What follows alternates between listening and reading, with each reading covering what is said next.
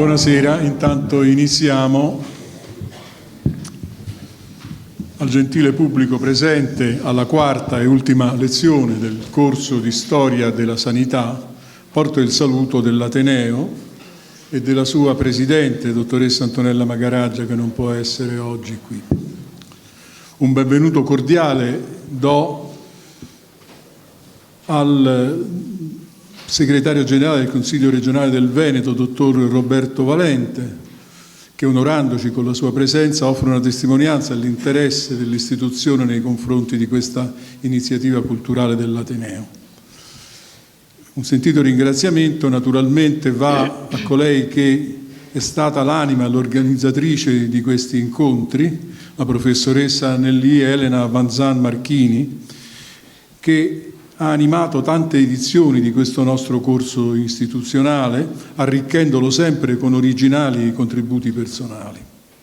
Un segno di gratitudine e di apprezzamento rivolgo anche al professor Gaetano Tiene, illustre esponente della medicina in ambito accademico, per il suo impegno nella lezione di oggi.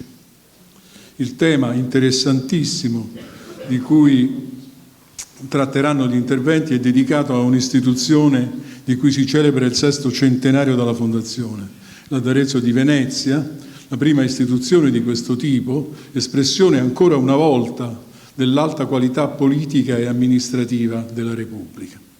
L'iniziativa di proseguire la ricerca e la divulgazione su questo argomento, anche in riferimento a contesti, lo diceva prima la professoressa, contesti diversi da quello veneziano, potrà trovare nel Comitato Interaccademico del Nord-Est, di cui l'Ateneo è attualmente titolare del coordinamento, uno spazio utile a definire la storia di analoghe istituzioni sanitarie in ambito regionale. Vi ringrazio e passo la parola alla dottoressa Luisella Pavan, che è chiamata qui.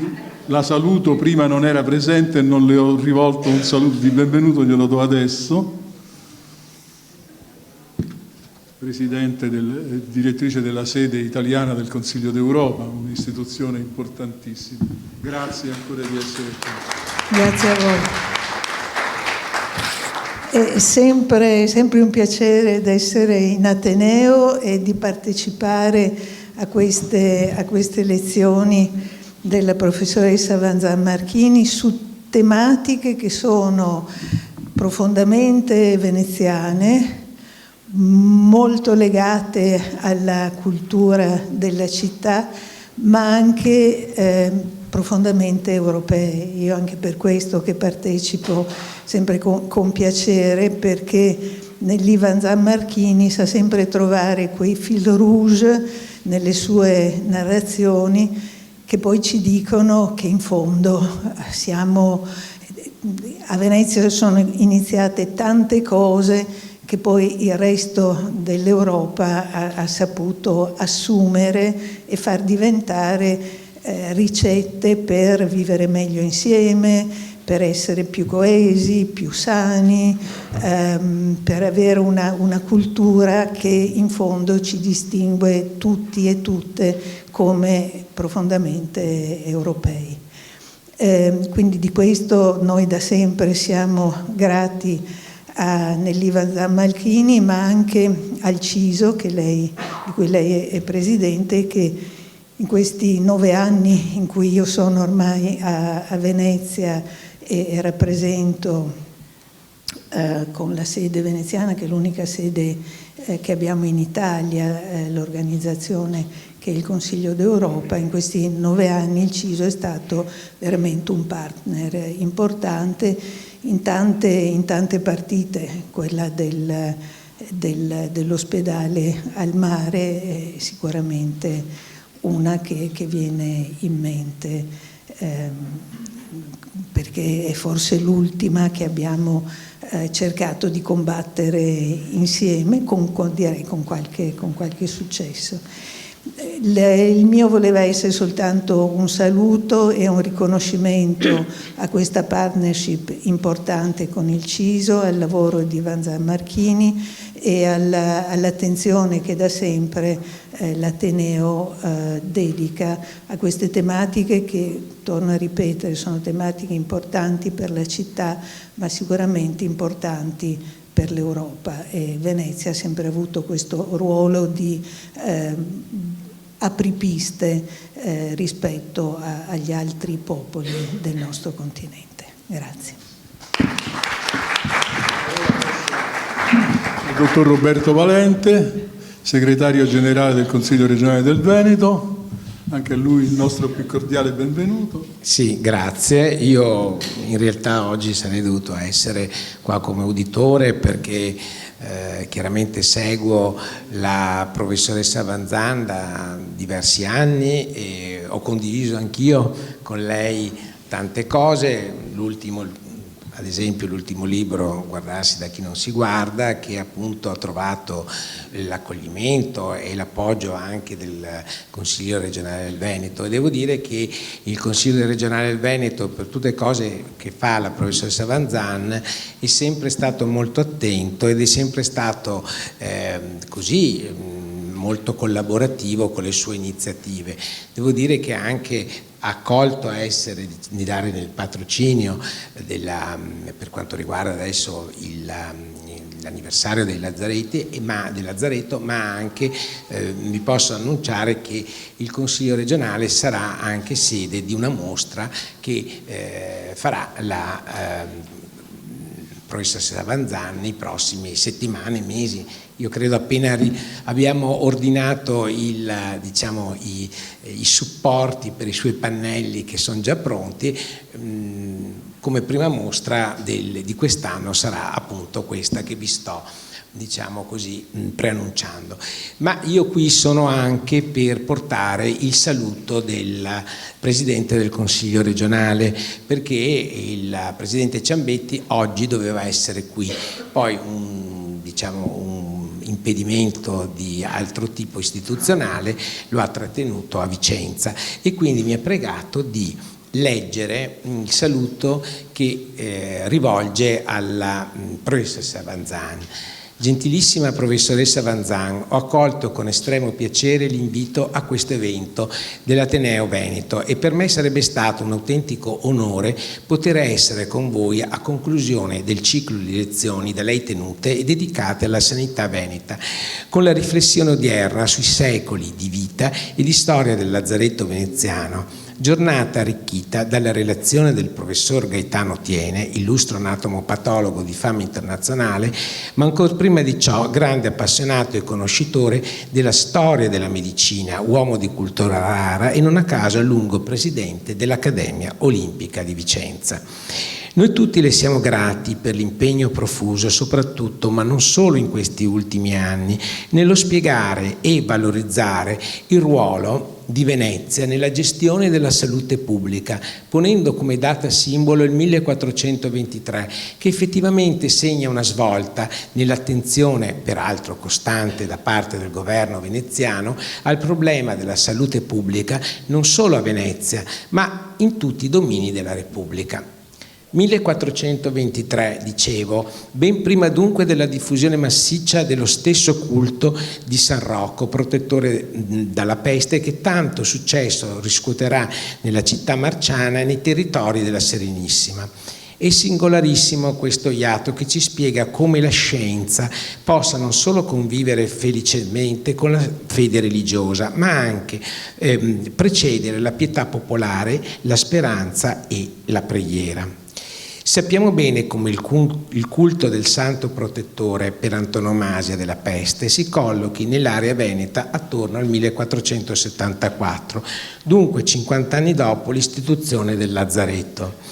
Il 1423, con la nascita del lazzaretto, e non dimentichiamo poi che il lazzaretto nuovo sarà la seconda fabbrica dopo l'Arsenale per imponenza e importanza in città, è un momento importantissimo che apre la strada a molteplici riflessioni vieppiù necessarie per noi tutti, che dopo la pestilenza del Covid-19 abbiamo compreso quanto importanti e ancora oggi di attualità siano i provvedimenti che il governo veneziano prese nel corso dei secoli per difendere lo Stato, i cittadini, la propria società ed economia.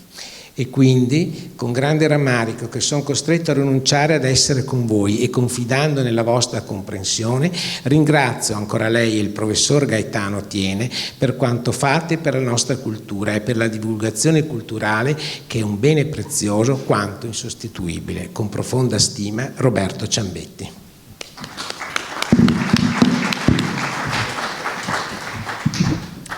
Grazie di queste bellissime presentazioni. Voglio leggervi una lettera che mi ha fatto molto piacere, perché arriva dal Presidente dell'Istituto Superiore di Sanità. Dovete sapere che io da molti decenni mi occupo di storia della sanità, come sapete bene, credo siano 30 anni che dirigo questo corso. Bene, la mia difficoltà è sempre stata quella di far capire che la storia di Venezia in questo campo è, come diceva l'ambasciatrice del Consiglio d'Europa, è storia d'Italia, è storia europea, è storia dell'Occidente. Perché questi mercanti sono stati in un certo senso antesignani per il fatto di aver cercato di creare uno sviluppo sostenibile, dal momento che la mercatura era uno sviluppo estremamente a rischio. Perché in quel mondo globalizzato ante litteram i veneziani scambiavano merci e intessevano rotte commerciali con i porti del Mediterraneo, ma soprattutto con i porti dell'Oriente, dai quali si scatenavano le più tremende epidemie, che si riversavano sull'Occidente. Quindi questo tipo di storia, di cultura, che è una cultura che ha radici veneziane, in realtà è stato difficile spiegare che era una cultura europea, perché in tutte le altre città, intanto, la storia della medicina, la storia degli ospedali, la storia delle sanità locali si è identificata con la storia locale. E quindi per me è stato molto difficile far capire questo ampio respiro della nostra cultura della Serenissima. Quindi questa lettera che io vi leggo mi fa molto molto piacere, perché intanto il professor Silvio Brusaferro, che ha presentato il mio libro a Roma, il mio ultimo libro Guardarsi da chi non si guarda, l'aveva letto non solo, ma è un appassionato sostenitore appunto di questa spazio culturale, ma anche perché voi capirete da quanto vi leggo. Mi dice: chiarissima professoressa Vanzan-Marchini, in occasione della presentazione del Comitato per le celebrazioni del primo lazzaretto della storia, desidero anzitutto ringraziarla per il coinvolgimento di questo ente nelle iniziative per celebrare questa originale e fondamentale esperienza che per la Serenissima fu la gestione della peste del 1423. È con piacere che l'Istituto accoglie l'invito a partecipare a questo fare memoria, fra virgolette, il cui obiettivo deve essere soprattutto quello di tutelare e trasmettere conoscenze, principi, modelli di sanità pubblica che oggi, come allora, gli eventi pandemici continuano a insegnare. La storia della Serenissima e quella del Lazzaretto è fondamentalmente la storia di un sistema capace di modellare risposte efficaci di sanità pubblica alle epidemie. Le regole della quarantena, dell'isolamento, i passaporti di sanità sono strumenti che i veneziani avevano adottato secoli fa e che sono stati ripresi e riattualizzati in base alle conoscenze del nostro tempo.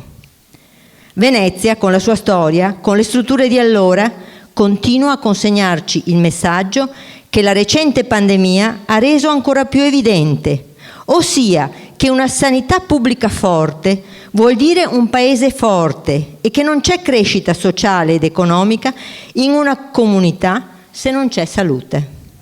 Questo messaggio, oggi come allora, va colto nel quadro di un mondo sempre più interconnesso e in una prospettiva planetaria. È questo lo spirito che auspico possa essere il comune filo conduttore delle iniziative che verranno promosse.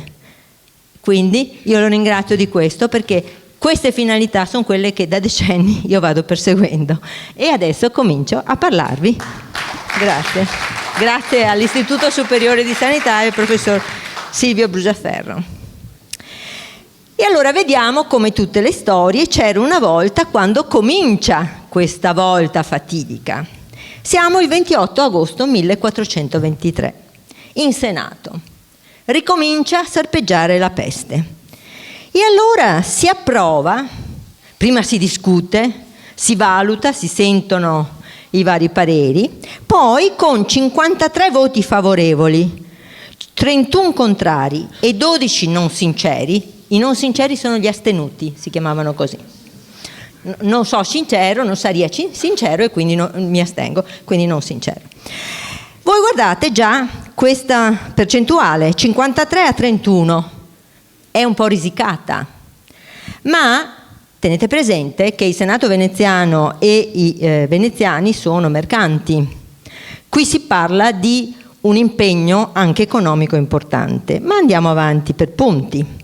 Allora si stabilisce l'obbligo di raccogliere informazioni sui casi e sui luoghi appestati per non fare entrare a Venezia habitatores loci pestiferati. Allora già dal 1348, quando ricompare la peste dopo secoli di assenza in Europa, varie città italiane cosa avevano fatto? La cosa più, naturale. Se si vede che da una città arrivano delle persone malate che portano l'epidemia, si chiudono le porte della città, si fanno stare appunto le persone provenienti da quelle città 10 giorni nel caso di Barnabò Visconti nel 1378 in Lombardia, ma poi c'era stata anche per esempio Ragusa nel 1377 che aveva ordinato il fermo di 30 giorni per le persone che arrivavano da posti che si sapeva essere appestati.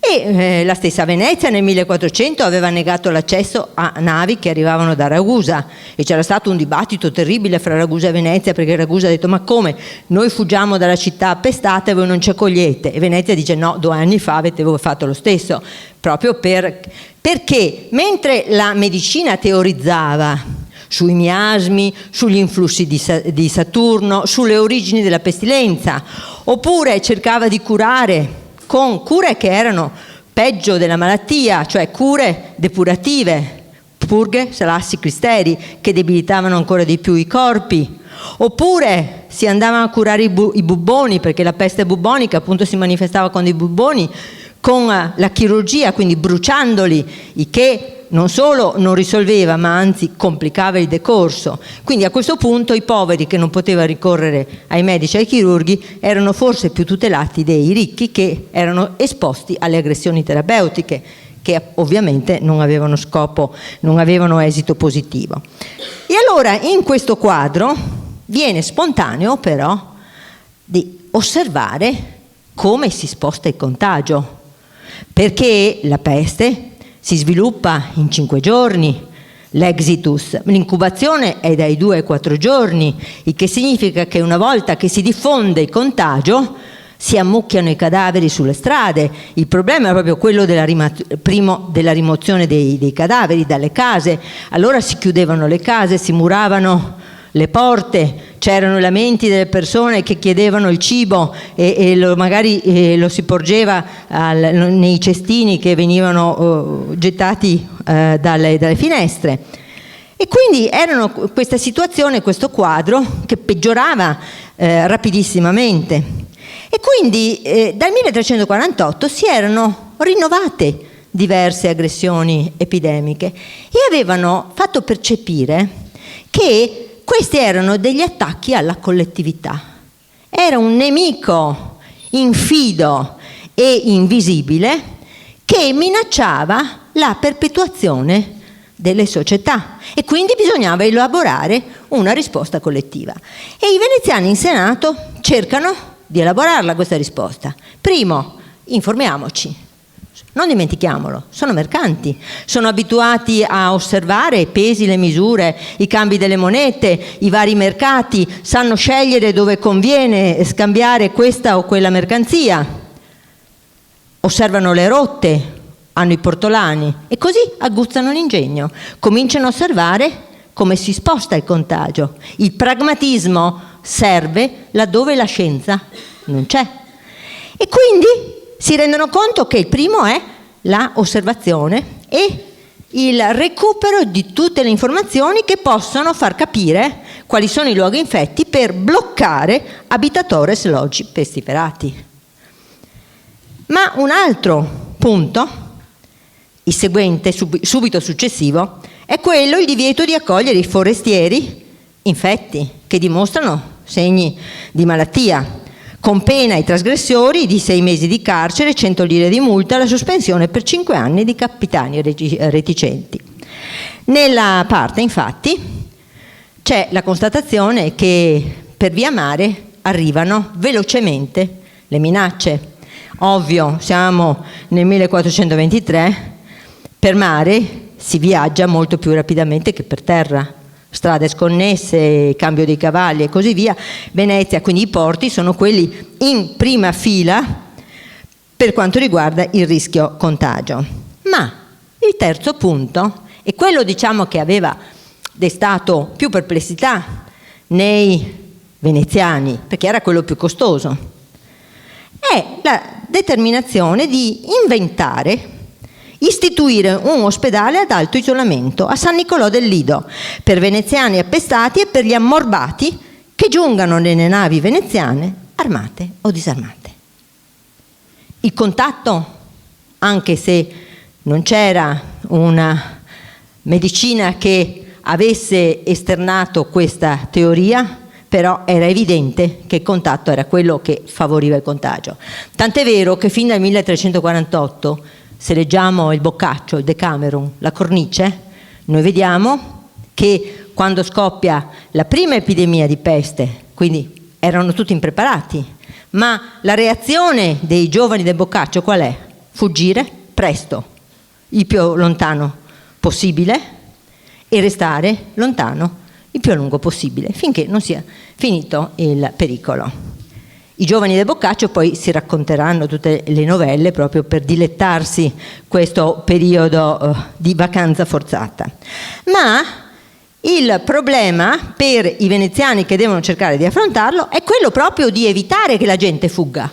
Perché se da un lato c'è l'aggressione dell'epidemia che fa crollare la demografia, che fa crollare l'economia, ma d'altro canto c'è la fuga generalizzata che sospende ogni attività. Il medico non va più dal paziente, vabbè, avevamo detto questo poco male, ma il notaio che non vada più dal moribondo, e beh, questo sì è un problema grossissimo per le successioni, per la società.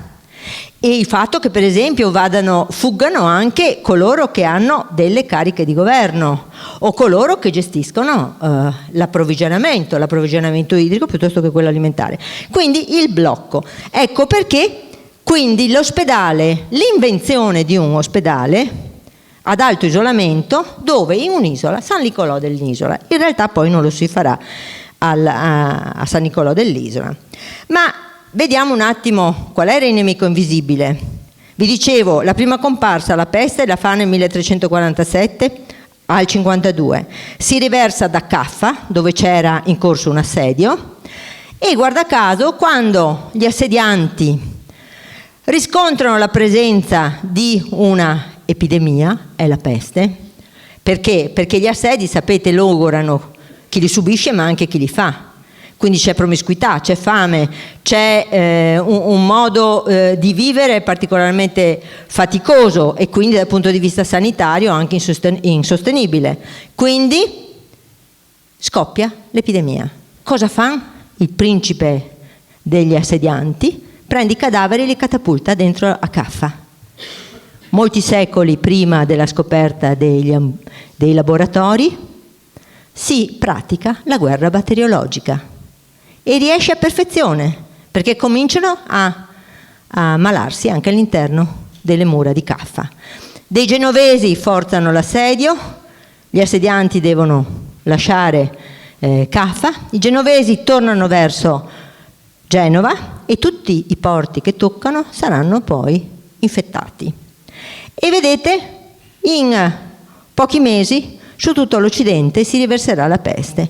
E questa prima epidemia sarà l'inizio di una serie continua di pandemie che non allenteranno più l'Occidente, se non dopo molti secoli, grazie soprattutto alle scoperte appunto dei laboratori. Ma la peste oggi sappiamo è provocata da un batterio che fu scoperto da Alexander Yersin nel 1894 durante, pensate, alla fine dell'Ottocento, una peste di Hong Kong. Continua fino alla fine dell'Ottocento e anche per tutto il Novecento ci sarà la peste. In India continueranno a morire milioni di persone per la peste, nonostante che poi si scopra la penicillina che può contrastare il decorso della malattia. Ma soprattutto solo nel 1914 si scoprirà che è una pulce il vettore di questo batterio. Il batterio alberga sul velo del topo, Rattus rattus o topo nero, che è un topo asiatico, ma fa morire il topo e si sposta su un ospite caldo e vivo, e anche su un uomo. E quindi comincia, ecco, il ciclo fra gli umani, che viene poi ancora di più moltiplicato dalla promiscuità e da altri eventi, come le guerre, i terremoti, le carestie, le migrazioni. Sono tutti eventi drammatici, ma c'è anche una pratica che è invece la pratica sulla quale si basa lo sviluppo e si basa il progresso di molti popoli. Questa pratica è il commercio. Il commercio che, come vi dicevo, rapidamente si svolge lungo le rotte mediterranee, tra Oriente e Occidente. C'è da considerare anche un'altra cosa, che il portatore di questa Xenopsilla chaopis, cioè questa pulce che pizzicando gli uomini innesta il batterio killer, questo topone è un topone pigro, si arrampica sulle gomene, entra nelle stive delle navi, si fa trasportare, scende sempre su nuovi porti e così il contagio si diffonde. Ecco, questo è un po' quello che è il modo dello svilupparsi dell'epidemia, ma loro non lo sapevano. Quello che vedevano era quello che ci mostra Antonio Zanchi sui muri della Scuola Grande di San Rocco. Vedevano l'accumularsi di cadaveri. Qui a Venezia si crea immediatamente nel 1348 una commissione pro servanda salute, ma poco c'era da conservare, c'era solo da smistare i cadaveri. E allora i cadaveri vengono portati in due isole che sono un po' periferiche, perché bisogna isolarli. Si era percepito, c'erano anche le varie concezioni miasmatiche che dicevano che dalla putrefazione dei cadaveri potevano diffondersi delle epidemie, e quindi i cadaveri sono il primo problema che viene affrontato. E in Venezia, che è un arcipelago, come lo si risolve? Ovviamente scegliendo delle isole appartate dove poterli inumare sotto vari piedi di calce. Ma quindi, ritornando al nostro arcipelago, già nel 1386, quindi vediamo dopo la Grande Peste, i veneziani avevano dato un terreno agli ebrei perché seppellissero i loro morti. Perché uno dei problemi sanitari, fra virgolette, più avvertiti era proprio quello che anche le comunità di altre fedi non potessero inumare in posti non controllati i loro cadaveri. Ecco quindi proprio a San Nicolò del Lido il cimitero degli ebrei. Ma soprattutto nel 1262 un'isola viene dedicata ai lebbrosi. La lebbra è contagiosa, ma non altamente infettiva come la peste. È una malattia a lungo decorso, orribile, orripilante, deturpa i corpi, si staccano i nasi, si perdono gli arti, però non ha una infettività allarmante, per cui a Venezia molti lebbrosi, come accade ancora in India o in Africa oggi, andavano per le vie a mendicare e si avvicinavano e cercavano di muovere a pietà dei donatori per avere delle elemosine. Ma i veneziani avevano già fatto la loro scelta mercantile d'immagine, e quindi già nel 1300, il 23 aprile, il Maggior Consiglio ordina che i lebbrosi e quelli che hanno queste malattie così deformanti si facciano ricoverare, oppure vengano respinti o cacciati a forza negli ospedali o fuori dalla città.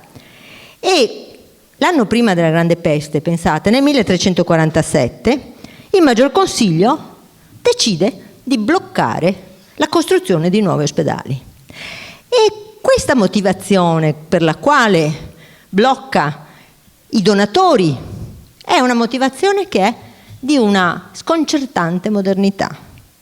Loro dicono: a Venezia lo spazio è quello che è, lo sviluppo demografico non può essere bloccato da donazioni di molti singoli che per salvarsi l'anima destinano immobili a ospedali, perché ci deve essere invece un utilizzo da parte della popolazione e da parte di una città che deve crescere. Quindi stabilisce che non si facciano più ospedali se non in zone molto periferiche.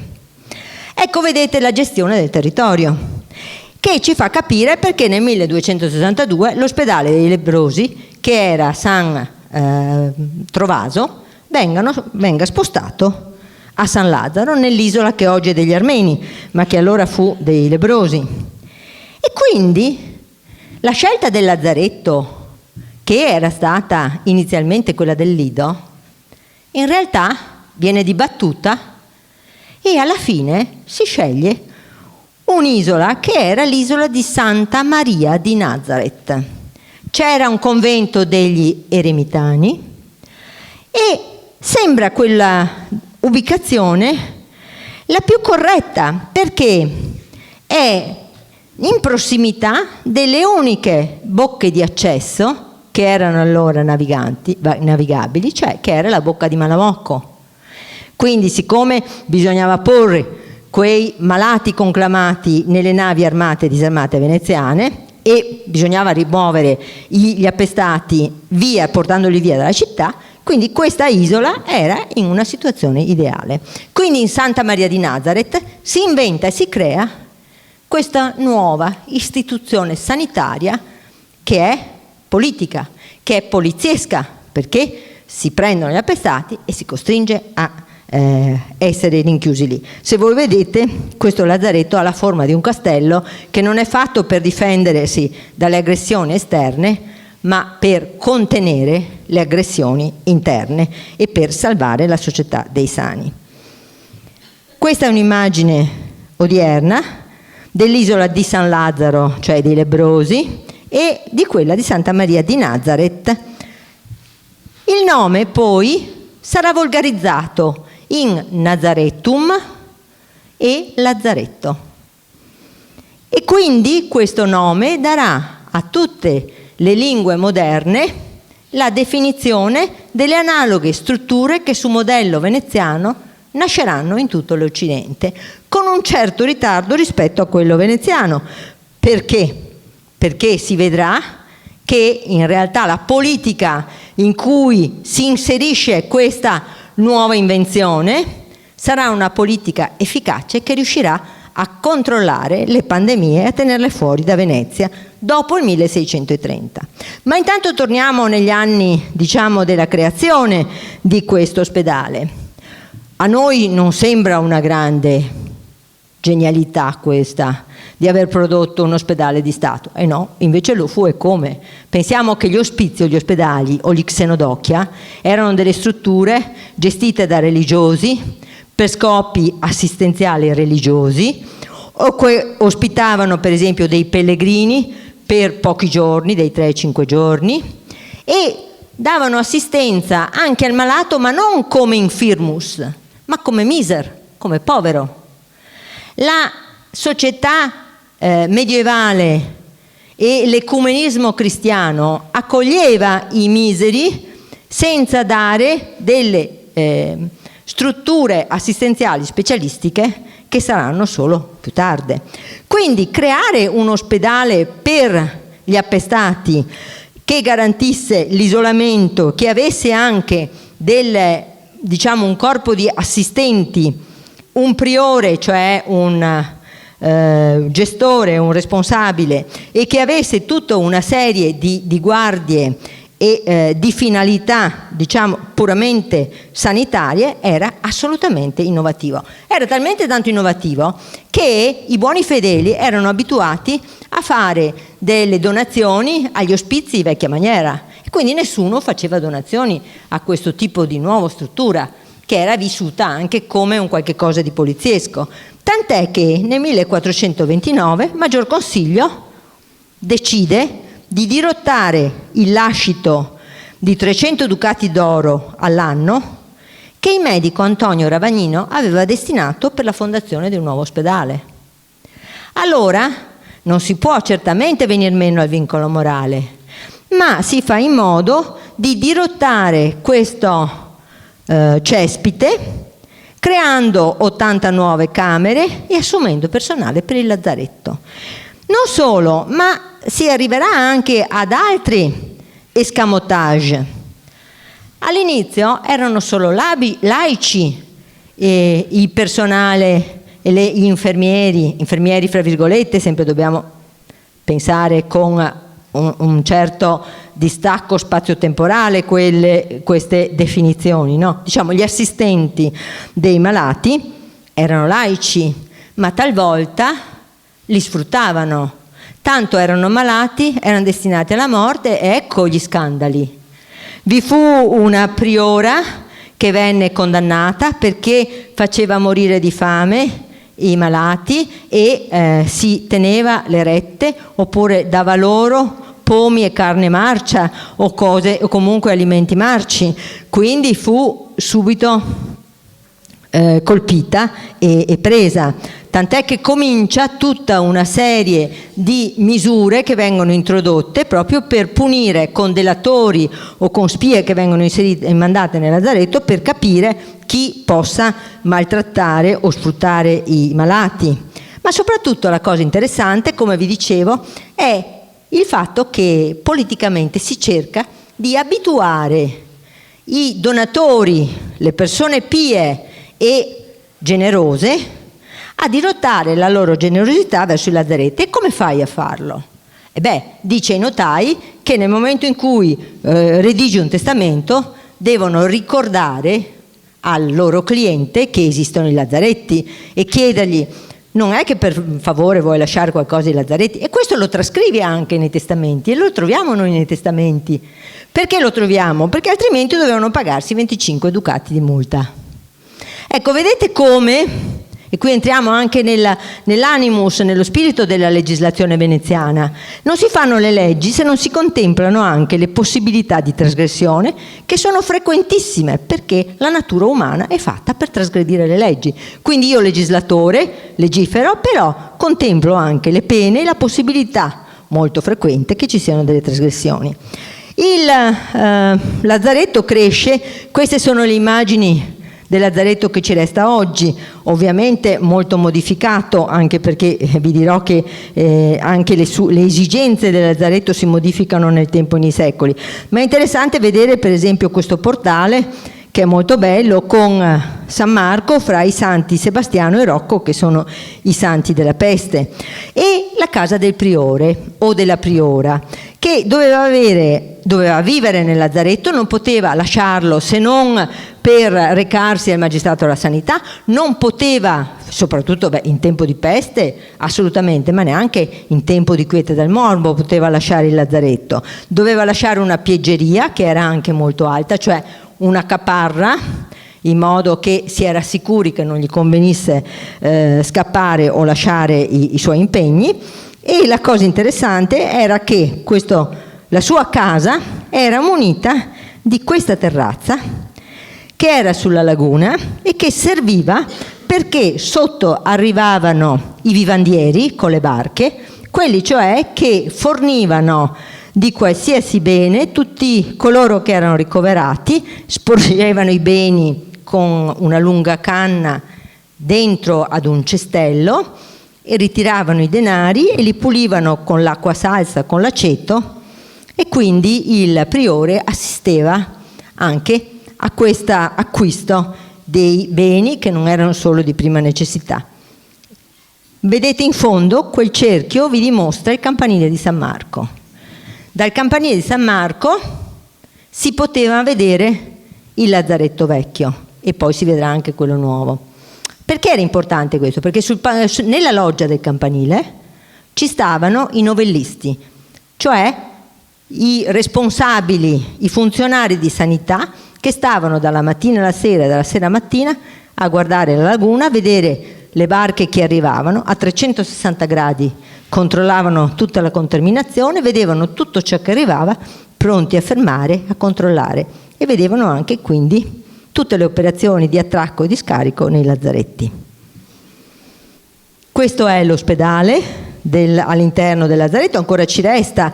Questa è una bellissima Madonna fra i santi Sebastiano e Rocco, e questa è l'immagine dell'ospedale restaurato. Queste sono le immagini che ci restano nella chiesa di San Rocco e che probabilmente possiamo attribuire ad un lazzaretto come doveva essere in momento di piena pandemia, con questi corpi devastati dai buffoni, e il pittore è Jacopo Tintoretto. Ritornando alla nostra immagine, quindi, dobbiamo capire che la fondazione del primo lazzaretto fu sì importantissima, ma fu importantissima perché costituì il punto di partenza per una coscienza, una consapevolezza sanitaria che si trasformò in pochi decenni in strategia. E questa strategia, che fu una strategia veneziana, riuscì nei secoli seguenti a condizionare l'approccio anche di altri stati al problema delle pandemie. Quindi passano soli 40 anni, 1468, che i veneziani creano un secondo lazzaretto. I dibattiti sono durati circa 30 anni in Senato prima di crearlo. Perché lo si crea? Perché ci si rende conto che dalla peste si può guarire.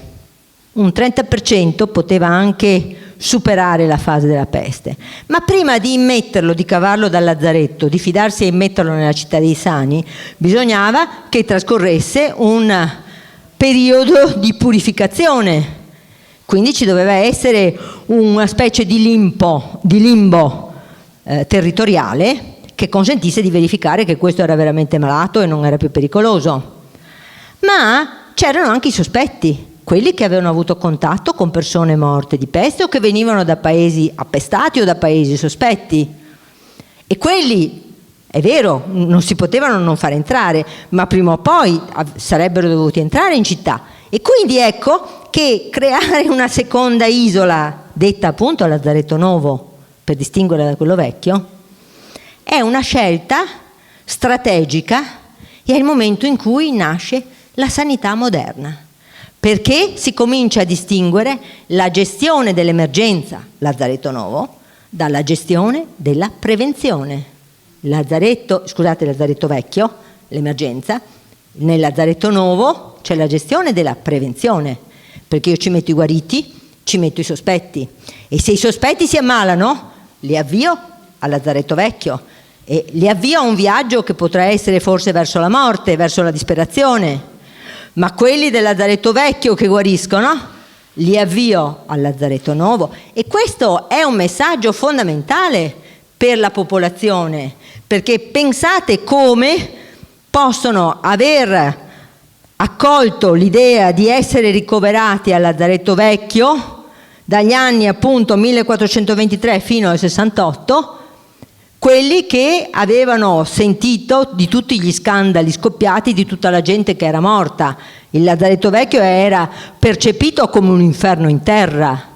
Ecco quindi che invece questo fatto di esserci due, di creare due lazzaretti, era strategicamente anche un passo verso il reinserimento e la speranza.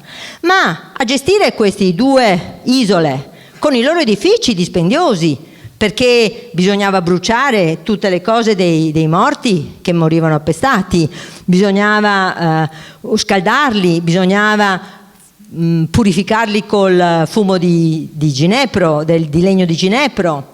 Quindi c'erano diversi sistemi per poter usare per esempio l'aceto per cercare di espurgare, cioè di purificare. Erano molto dispendiosi. E chi gestiva questi due lazzaretti? Il magistrato al SAL, il magistrato che raccoglieva tutti i dazi sul sale e che gestiva tutte le fabbriche pubbliche a Venezia. Aveva tanti denari e quindi gestiva tutti i restauri monumentali. Ma capite bene che per questo scoppiavano tutti quegli scandali. Non può un magistrato tipo il nostro Ministero dei Lavori Pubblici gestire la sanità.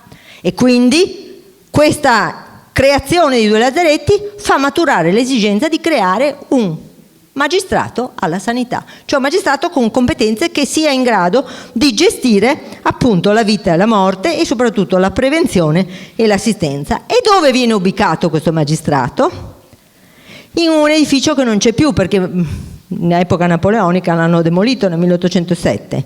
Erano i pubblici granai, erano i forzieri dell'oro della terra in una città che non aveva frumento, in una città che aveva acqua ma non aveva granaglie e aveva bisogno di un grandissimo forziere che era questo, cioè i pubblici granai, di origine trecentesca, e guarda caso si pone proprio nel portale centrale la sede del magistrato della sanità. Sede strategica perché? Perché è sotto la loggia del Campanile di San Marco, dove ci stanno i novellisti, i suoi scrutatori della laguna, che scendono di corsa e vanno a avvisare se arrivano delle barche, delle navi. E allora il magistrato manda i suoi armati, i suoi fanti armati, e fa in modo che dei guardiani suoi salgano sulle navi, arrivino i capitani, il capitano, senza avere contatti con nessuno, e rediga il suo costituto, cioè la sua relazione di viaggio, se ha avuto assalti corsari, se ha toccato porti sospetti, e se mentisce, pena di morte. Perché mentire, se ha toccato un porto sospetto e non lo dice, vuol dire mettere a repentaglio la salute pubblica di tutta la città. Ecco quindi, vedete, come la caratterizzazione insulare di Venezia sia utilizzata proprio per il controllo non solo locale ma anche di tutto ciò che arriva. E nel 1485 si crea il magistrato alla sanità, che durerà poi per molti secoli fino alla fine della Repubblica.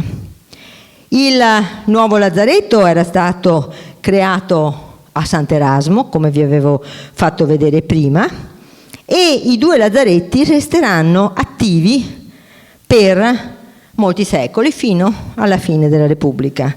Ma la cosa interessante è che anche il lazzaretto vecchio, in epoca di quiete dal morbo, accoglierà anche le persone in contumacia, cioè le persone sospette. Se non c'è la peste che infierisce in città, bene, tutti e due i lazzaretti saranno utilizzati per queste contumacie. Attenzione, il termine quarantena è usato solo per indicare i 40 giorni, era usato solo per i vascelli con peste conclamata.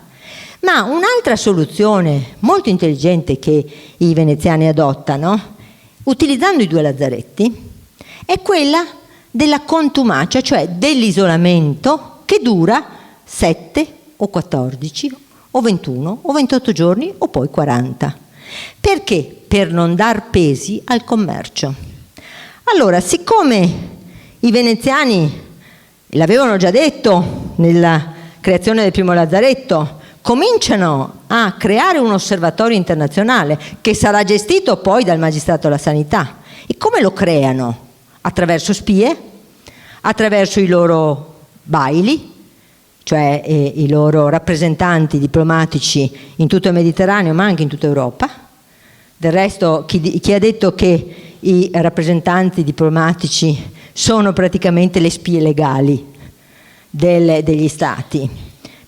Sono gli ambasciatori e i baili di Costantinopoli, redigevano tutti i loro verbali per quanto riguardava anche gli stati di salute, ma poi il magistrato della sanità crea delle figure che sono gli spioni di sanità, che hanno il compito chiaro e specializzato di segnalare se sono in corso dei focolai, se sorgono dei contagi. Perché? Perché immediatamente ecco che si sospende la libera pratica e si utilizzano i lazzaretti. Il lazzaretto vecchio, ma vedete il lazzaretto nuovo che è più attrezzato, ancora di più di quello vecchio, per ricevere anche gli animali, le merci. Anche le merci e gli animali, come le persone, saranno soggetti alla contumacia e avranno tutte delle tabelle anche di espurgo, di purificazione. Guardate questi bellissimi capannoni, che sono ampli, ma erano anche attrezzati per venire divisi con molte porte, perché ovviamente se oggi arriva un carico o arrivano dei mercanti, la loro contumacia comincia oggi e sarà diversa da quella che comincerà domani o la settimana prossima per persone provenienti magari da luoghi che avranno dei periodi di isolamento più lunghi, perché più sospetti o più infetti. Ecco quindi l'immagine del magistrato della sanità, il quale dal 1504 avrà il diritto di torturare e di imporre le pene capitali.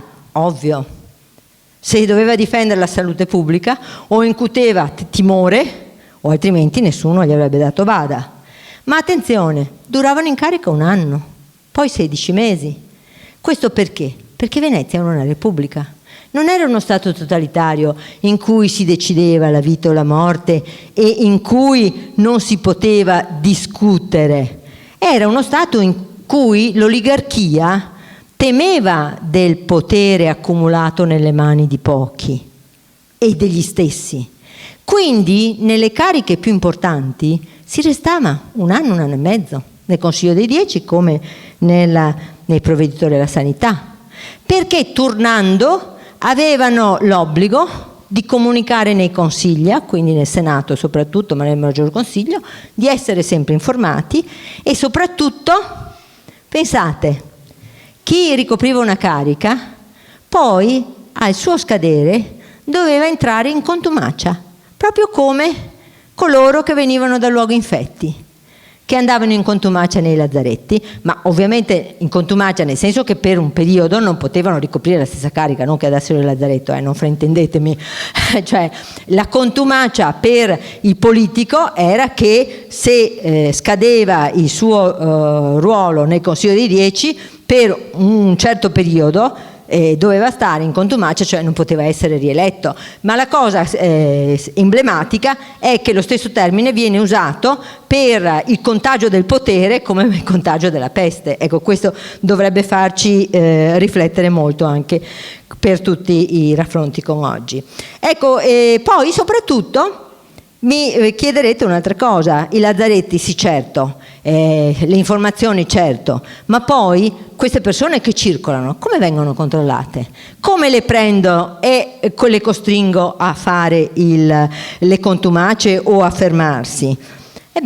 Ci devono essere dei caselli, dei restelli, dei posti di blocco e soprattutto si comincia, ecco, questi sono i libri che io ho pubblicato per la Regione del Veneto con tutte queste leggi di cui vi sto parlando, perché vi do anche le indicazioni bibliografiche, e soprattutto vi dicevo, il magistrato della sanità doveva incutere timore, perché doveva fare in modo che nessuno potesse ardire di violare le sue leggi. Vedete questa esecuzione capitale? È di un povero falegname, si chiamava Francesco Lorenzoni, era andato ad acconciare dei locali in Lazzaretto Vecchio, 1751, e aveva portato fuori delle balle di seta.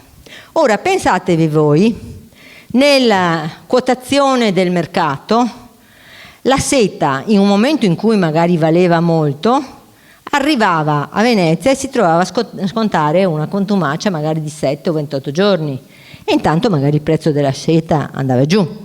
Allora, questo povero falegname che era andato a fare dei lavori, cosa fa? Si fa convincere da un mercante, e spesso i mercanti cercavano di farlo, e porta fuori dal Lazzaretto Vecchio queste balle, ma viene beccato con le mani nel sacco, lui e il suo giovane lavorante. Viene processato, lo mandano in lazzaretto a scontare la contumacia perché aveva avuto contatto appunto con le balle sospette. Dopodiché lui viene condannato all'esecuzione capitale e il suo giovane aiutante viene mandato in galera, cioè al remo, al servizio al remo. Ecco, vedete, questa è un'esecuzione capitale dove proprio davanti alla porta del magistrato, perché doveva essere esemplare la punizione e doveva essere indiscusso il motivo e indiscusso soprattutto il potere del magistrato che glielo infliggeva. Ma c'erano poi delle altre notizie, non solo quelle di tutto ciò che entrava e che usciva dai lazzaretti, delle notizie per esempio di chi si ammalava in giro per la città. E chi le poteva dare questo? I piovani. I piovani erano coloro che assistevano a tutti i momenti della vita sociale dei fedeli, la nascita, la vita, la morte, la malattia, eccetera, e quindi i piovani diventano i sensori nel territorio di tutto ciò che riguarda la salute pubblica. Sono le orecchie e gli occhi del magistrato alla sanità, quale attiva anche delle bocche di sanità, perché se ci sono dei collaboratori, non delle spioni, attenzione, per difendere la sanità pubblica non si ritiene che chi denuncia la persona che è ammalata o che non ha rispettato le leggi di sanità sia una spia, ma è una persona che ama la propria patria. Questa si trova alle zattere, è una delle tante buche, tante bocche delle denunce della sanità. E quindi a livello territoriale si gioca con la presenza di piovani, con la presenza delle orecchie delle spie di sanità. A livello internazionale ecco che ci sono i capitani di nave che raccontano ad ogni arrivo a Venezia tutto quello che succede altrove, e soprattutto i consoli. Gli strumenti quali sono? La pubblicazione. La stampa è un gran strumento, è un sistema che dalla fine del 400 viene utilizzato per diramare i programmi, i bandi e le sentenze. Se si denunciano i reati, se le persone vengono colpite e vengono condannate, la pubblicazione a stampa dei bandi e sentenze e la diffusione di migliaia di copie, bene, lo diffonde. Ma ci sono anche le regole che vengono stampate per il funzionamento dei lazzaretti, e così pure i proclami per tutti gli ordini di sanità. Le pandemie si spostano, di solito arrivano da Oriente, e la cosa importante era monitorare tutti i vari paesi per capire come si spostavano e bloccarle prima che arrivassero ai confini della Repubblica. Per questo si introduce, e ne parlava prima nella sua lettera il nostro Presidente dell'Istituto Superiore di Sanità, si introducono dei passaporti sanitari. E Venezia dall'inizio del Cinquecento obbliga tutto ciò che circola nei suoi domini, tutto ciò che entra nei suoi domini, a munirsi di passaporti sanitari che prima sono così essenziali. Guardate, questa è del 1599, c'è il Leone di San Marco, è un passaporto in cui si dice solo che si parte da questa città libera per lei Dio, Grazia e Cividale dei Friuli, questa città, no? Di sospetto di mal contagioso, gli infrascritti per Albana, qui dice Giobatta Spataro, da detta Civitate il 21 luglio 1599.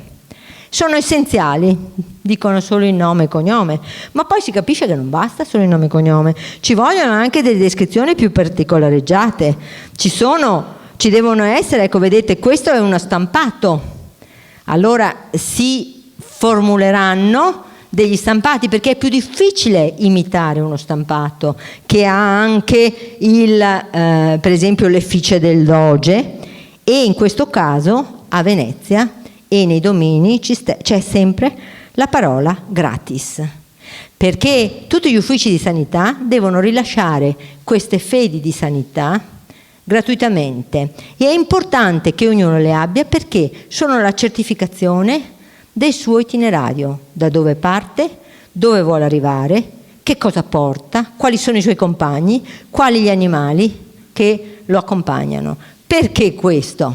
Perché la tracciabilità consente di fermarlo o di capire se si ammala, da dove viene, e quindi presumere che il posto dove viene sia contagiato.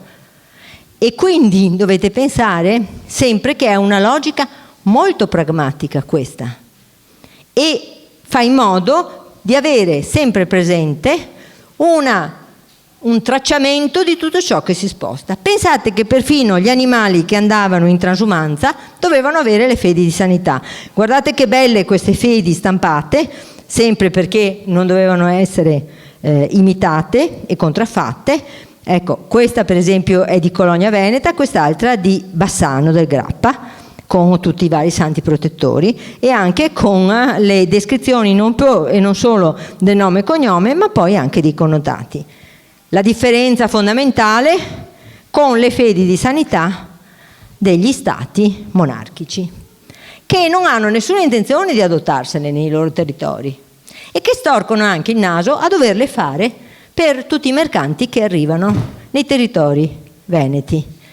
I territori veneti lo richiedono, per cui molte di queste fedi, vedete, pomposissime col timbro secco e così via, coeve anche alle altre, sono rilasciate ma dalle cancellerie che si fanno pagare fior di quattrini perché i mercanti possano arrivare nei domini veneti attraverso Bolzano per esempio, come questa, e arrivano poi per Verona fino a Venezia. Ma il Golfo di Venezia, vedete, ha un baluardo di sanità importantissimo, che è la Dalmazia.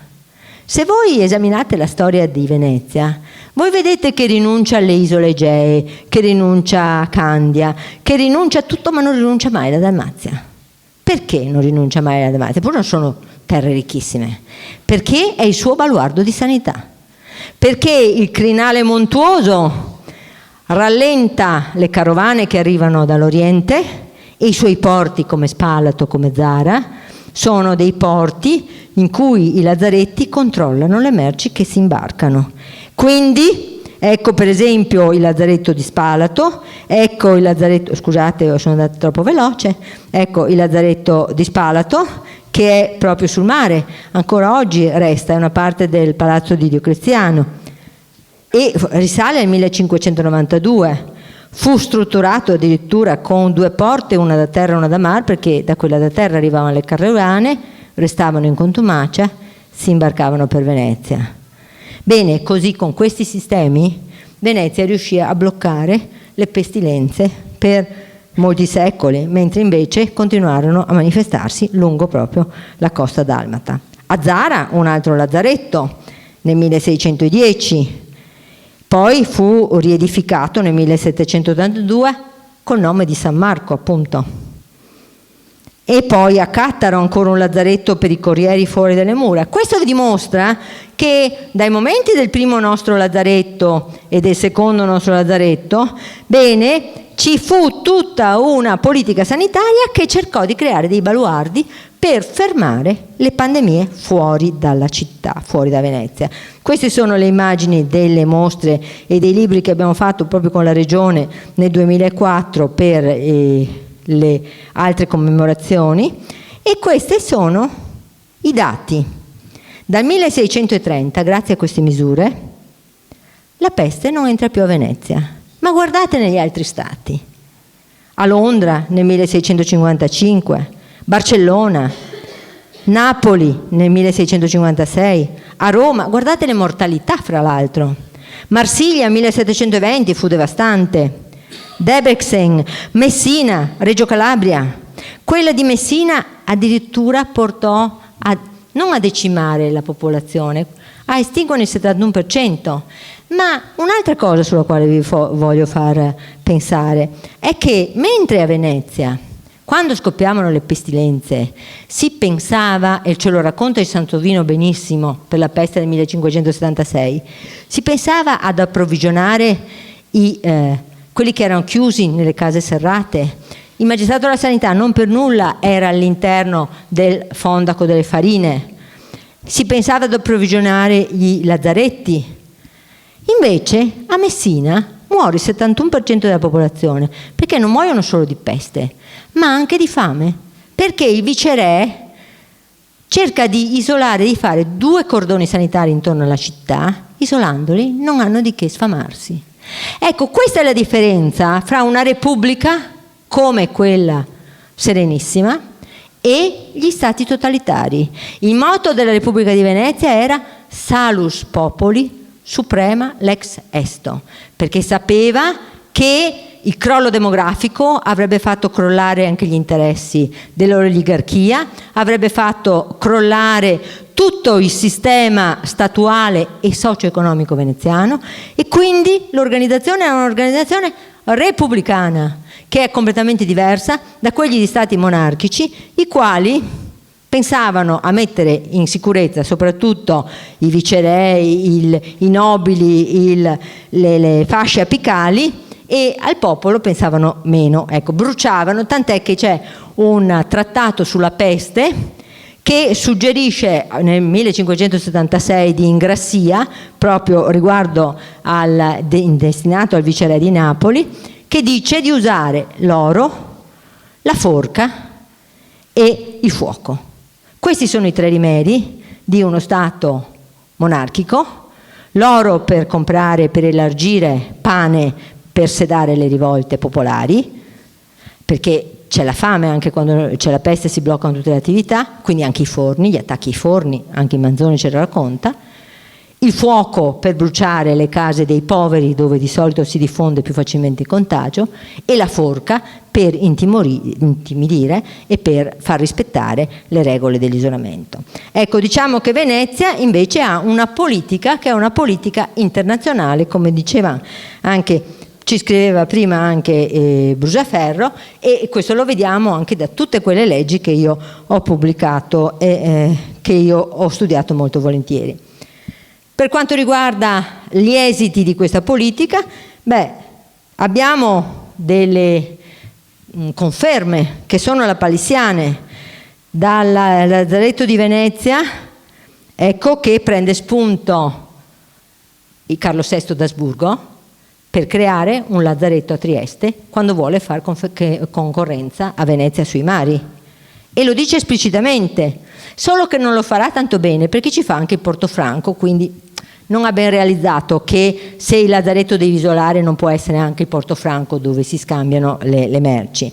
E così anche lo Stato Pontificio d'Ancona fa un lazzaretto a imitazione di Venezia. Ecco, questi sono 2 riconoscimenti ufficiali, guardate, questi sono 2 esempi. Il lazzaretto vecchio di San Carlo del 1720 ancora lo potete vedere sul porto di Trieste, e invece non potete vedere nel lazzaretto che ha fatto Maria Teresa d'Austria, che era assai più accorta del padre nell'imitare la politica veneziana, e che fa questo meraviglioso lazzaretto, una macchina per l'espurgo. Infatti il Senato veneziano nel giorno in cui lo inaugura non ne parla minimamente, gli dava molto fastidio, era una spina del fianco, era una concorrenza spietata perché sottraeva mercanti, perché guardate che strutture meravigliose con 2 porticcioli, un porto sporco, un porto netto, e soprattutto con delle strutture alberghiere per i mercanti che dovevano scontare le contumate. Sì, la concorrenza sanitaria si giocava anche sull'offerta commerciale e sull'offerta ai mercanti. Ecco così il lazzaretto, per esempio, di Luigi Vanvitelli ad Ancona. Quindi c'è una concorrenza che non è più solo sanitaria, ma è anche commerciale, e alla fine però diciamo che, per concludere, perché sarebbe lunga la serie dei lazzaretti in tutto il Mediterraneo, magari se venite alla mostra che faremo in regione voi potete vedere anche una rassegna molto, molto ampia. Per concludere vi ricordo che durante la peste di Messina, quella devastante, fu chiamata una squadra proprio di espurgatori veneziani per cercare di espurgare la città e renderla nuovamente abitabile. Ancora un riconoscimento all'efficacia della politica sanitaria veneziana. Quindi questi sono i libri che avevo scritto su Venezia e Trieste, e l'ultimo su guardarsi da chi non si guarda. Perché guardarsi da chi non si guarda? E qui chiudo. Perché a un certo punto i veneziani sono interpellati nel 1721. Il console d'Olanda, quindi area asburgica, fa un'interpellanza al magistrato della sanità: volete spiegarci come funzionate, per cortesia? E questi fanno una lunghissima relazione che io ho utilizzato moltissimo, spiegano tutto quello che in parte vi ho già detto sui lazzaretti, su come funzionano, sulle navi che arrivano, sui controlli, eccetera. Ma poi dicono: il nostro principio di base è guardarsi da chi non si guarda, cioè avere sospetto e adottare tutte le cautele nei confronti di quei popoli che, come i popoli islamici, non adottano nessuna misura per culto, per fede e per cultura, appunto. E non adottando, rifiutandosi di adottare lazzaretti, misure di prevenzione, misure di isolamento, ci fanno ipotizzare che il morbo da loro sia sempre presente. Quindi una concezione di morbo endemico che è assolutamente moderna. E in questa relazione, quindi, loro dicono: noi quindi siamo costretti a usare le contumacie, quindi adottare questi periodi di isolamento nei lazzaretti, ma le usiamo in maniera modificabile per non dar pesi al commercio. E ancora dicono: noi usiamo sospetto dappertutto, cioè cerchiamo di scrutare, di osservare tutti i paesi, cautele perché adottiamo le misure di prevenzione, e gelosia. E gelosia, questa parola è incredibilmente calzante, perché gelosia, tanti storici dicevano: ma erano gelosi degli altri stati. No, è l'atteggiamento della gelosia dell'amante che cerca di salvaguardare l'amato perché tiene al proprio bene. In questo caso la gelosia fa tenere al proprio bene, che è la salute comune. Quindi non c'è una parola più calzante di questa, che noi ritroviamo in tutti i documenti di sanità che invitano a adottare cautele con la dovuta gelosia. E tutto ciò cominciò da questo primo lazzaretto della storia. Grazie.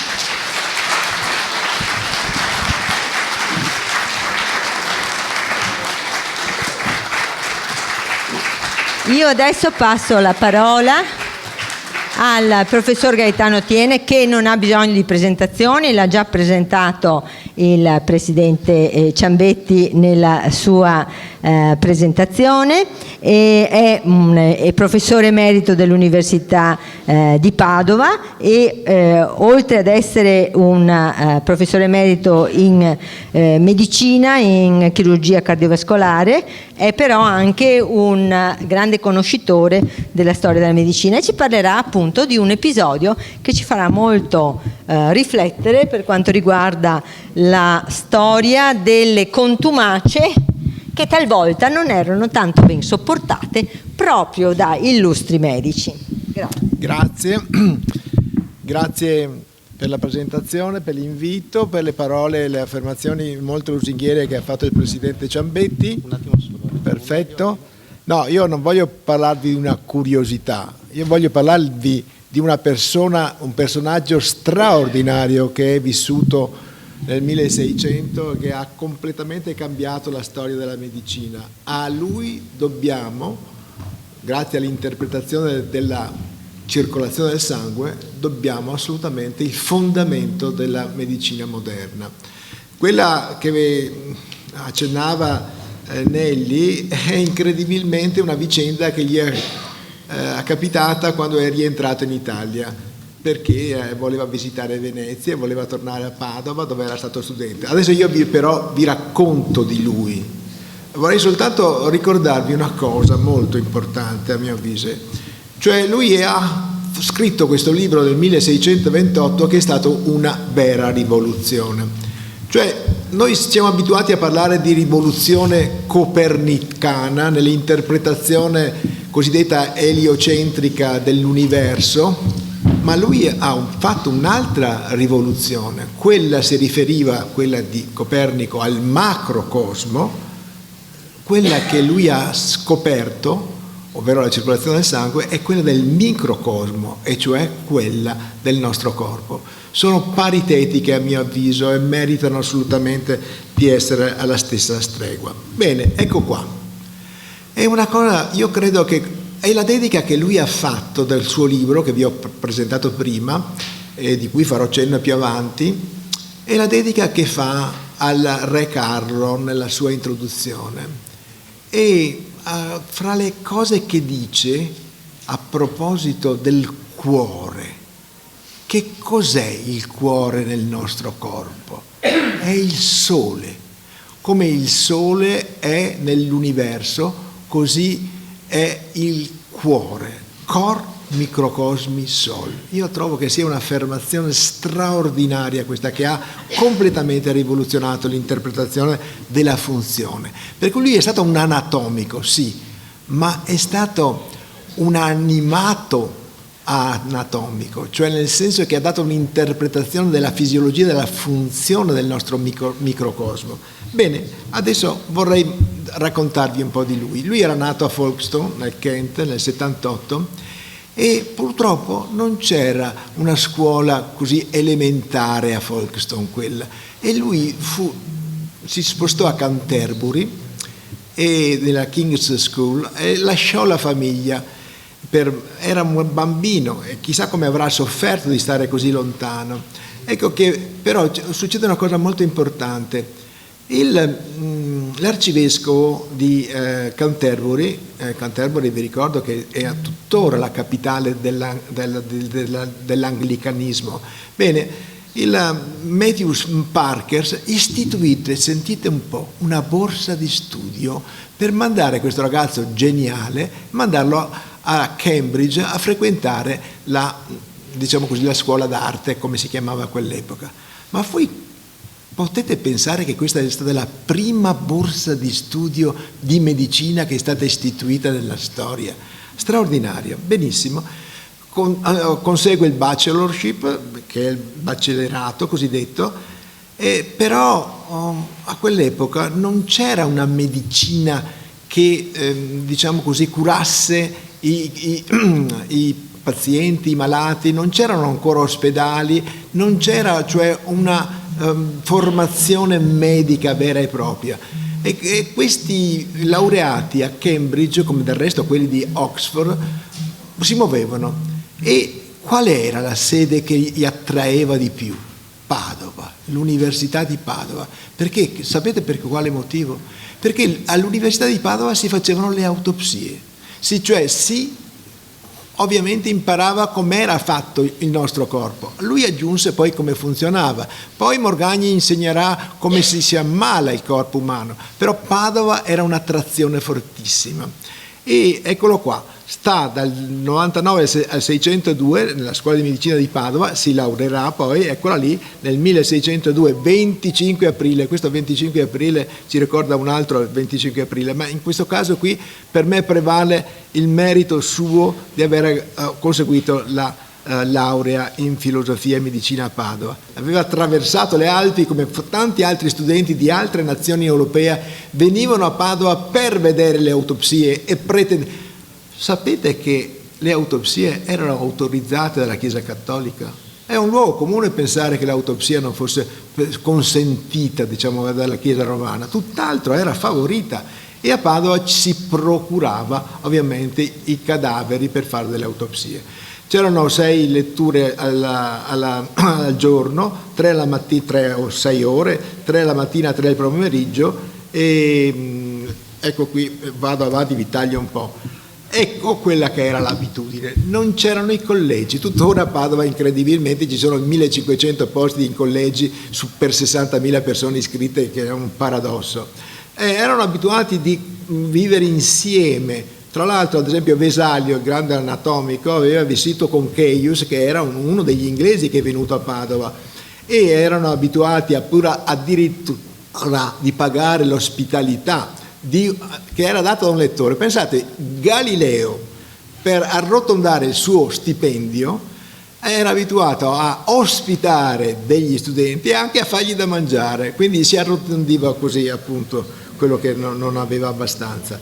Ma soprattutto a Padova non c'erano e non ci sono, non c'era il rigore, che c'era molto rigorosi, tuttora a Cambridge e a Oxford vivono ovviamente sotto controllo tutti questi studenti.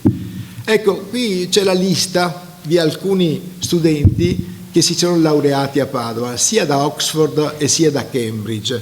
Quelli asteriscati sono quelli che sarebbero diventati poi presidenti del College dei Medici di Londra, che è stato fondato nel 1518 grazie a Enrico VIII, con il Linacre, vedete là in alto che sono indicato, ad esempio Thomas Linacre. Bene, Thomas Linacre si era laureato a Padova, ma guarda caso a lui è stato dato il compito di organizzare la disciplina medica in Inghilterra e fare la lotta contro i ciarlatani, dare dignità professionale. Ma chi è che ha ispirato tutto questo? Beh, è stata Padova. Loro venivano a Padova per abbeverarsi della scienza medica e l'hanno trasferita là in termini sia didattici, sia di ricerca e sia di professione. E questo l'Inghilterra lo deve a Padova. Bene, ecco qua. Qual è la prova che lui c'è stata? Benissimo, incredibilmente, guardate, ci sono qui 2 stemmi che erano dati ai consiglieri, stemmi ovviamente coat of arms si chiamano in inglese, no? Che sono dentro al cortile antico dell'università e sono stati trovati tra l'altro nel 1893, quindi quasi 300 anni dopo di quando si era laureato. Bene, lui aveva avuto il diritto, diciamo così, il privilegio di avere lo stemma perché era stato un rappresentante della nazione anglicana e scozzese. Era, cioè in parole povere, un rappresentante nel Consiglio, non si chiamava Senato a quell'epoca. Ma volete sapere? A quell'epoca il rettore era uno studente. Al giorno d'oggi all'università i padroni sono i professori. Io sono professore dell'Università di Padova e mi vergogno di questo, nel senso, voglio dire che tutto sommato a quell'epoca contavano molto di più gli studenti che venivano da tutta Europa e Padova era la centrale culturale dell'Europa. I professori servivano gli studenti e se non facevano bene le cose, dopo 4 anni li si mandava a casa. Vabbè. Poi ha avuto l'altra testimonianza, è stata appunto che era presente testimone alla laurea di un suo collega, ha avuto la laurea, abbiamo detto il 25 aprile, e ha avuto questi. Io trovo che questi siano straordinari, veramente bellissimi, che hanno il simbolo della medicina, vedete qua. E è l'unico che li ha avuti ben 2, da studente li ha meritati. E poi c'è una prova indiscutibile. Nel libro, uno dei libri che scrisse, l'ultimo che scrisse, quello della Generazione Animalium, che era un libro appunto di embriologia sostanzialmente, bene, lui sentite che come definisce i suoi, diciamo così, maestri. Aristotele sicuramente, ma non a caso anche Fabrizio d'Acquapendente, che è stato il suo professore di anatomia, quello che l'ha fatto laureare, poi c'è la sua firma là, è il primo, diciamo così, Aristotele lo chiama generale, ed è aristotelico lui sicuramente. Non dimenticate che Aristotele è stato quello che ha dato la filosofia naturale, non quella metafisica, quella fisica, e poi definisce il suo maestro di anatomia, l'anatomico, lo chiama la sua guida. E lo scrive, quindi vuol dire che l'ha avuto come maestro. Eccolo qua. Questo professore Fabrizio d'Acquapendente è stato straordinario. Credo che non ci sia un esempio successivo di persona di anatomico che abbia prodotto così tanto.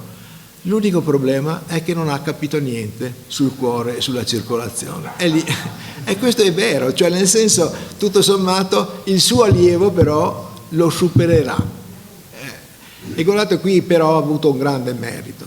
Ecco, Fabrizio d'Acquapendente, che tra l'altro era anche medico, è stato medico di Galileo stesso, bene, ha costruito diciamo così, il teatro anatomico. Era stabile.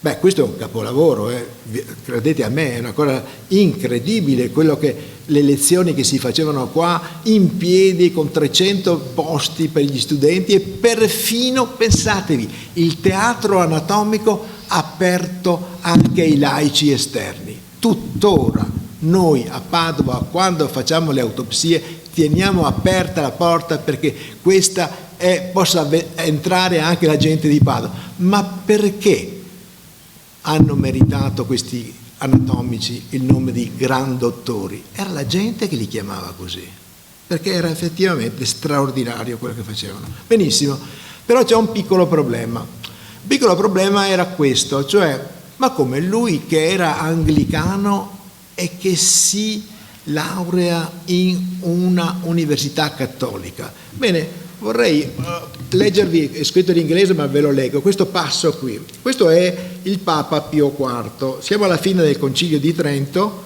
e scatta ovviamente la Controriforma cattolica. E una delle prime, diciamo così, norme che vengono: chi si laurea deve fare professione di fede cattolica.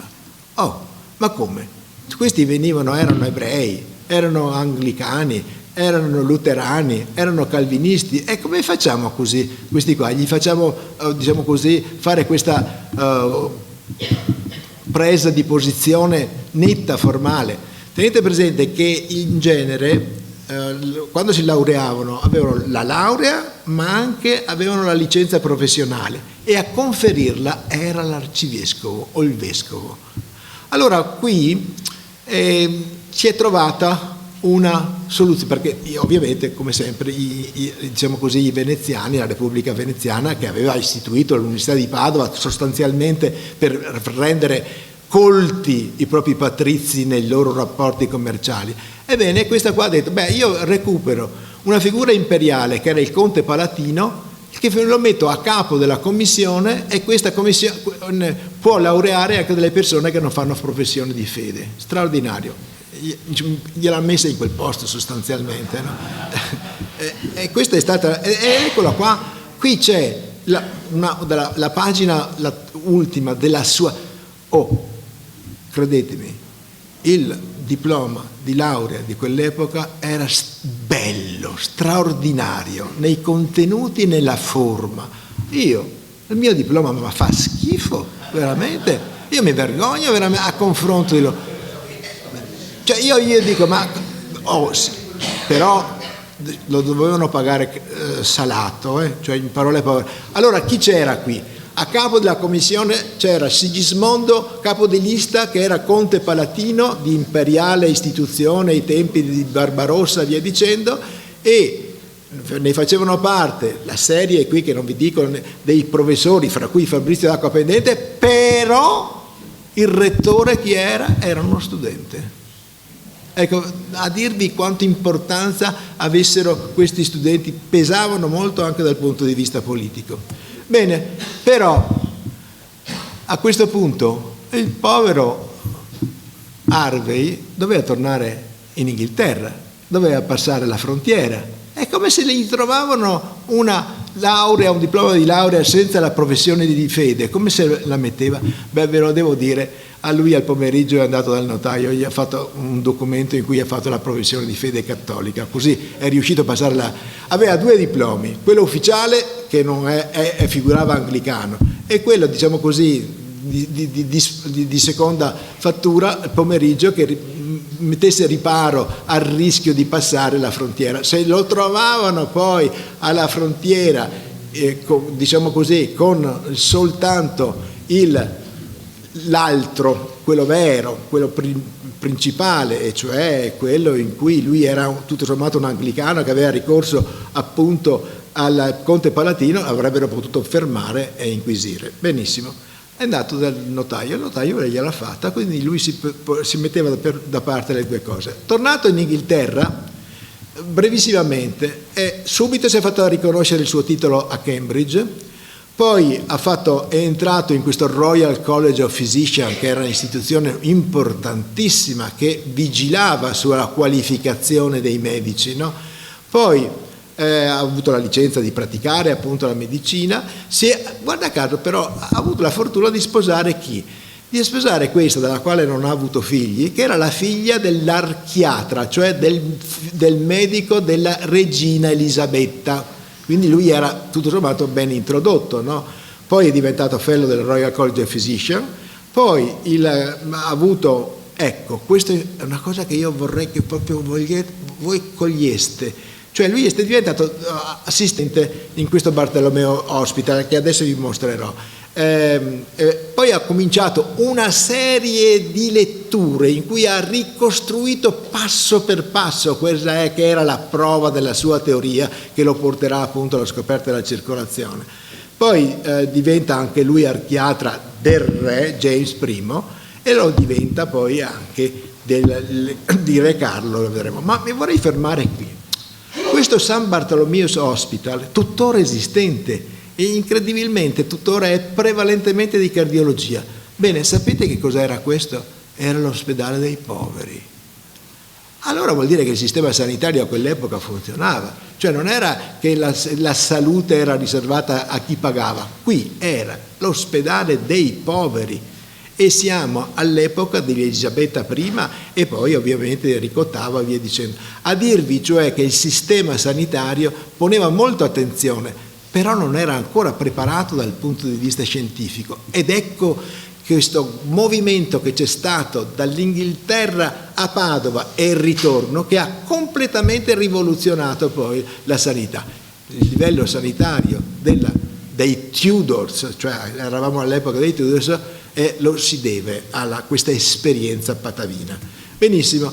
In breve, volevo soltanto ricordarvi che a quell'epoca si pensava che il sangue, quando si dice no, che il vino fa sangue, che nascesse dal fegato ed era lo spirito naturale, e le vene andavano loro a portare il sangue alla periferia, poi si portavano qui al cuore, si trasferiva dal destra a sinistra e si mescolava con l'aria, si pensava che nelle vene polmonari arrivasse l'aria, noi respiriamo e poi 2 secoli dopo avremmo scoperto l'ossigeno. Vabbè, a questo punto questa era la vecchia teoria, quella di Galeno. Colombo, che era Matteo Colombo, scoprì invece, aprendo le vene polmonari, Maria Santissima, ma mica fuori, non sfiatano, mica queste, qua viene fuori sangue rosso, quindi vuol dire che evidentemente era successo qualche cosa all'interno del polmone che aveva cambiato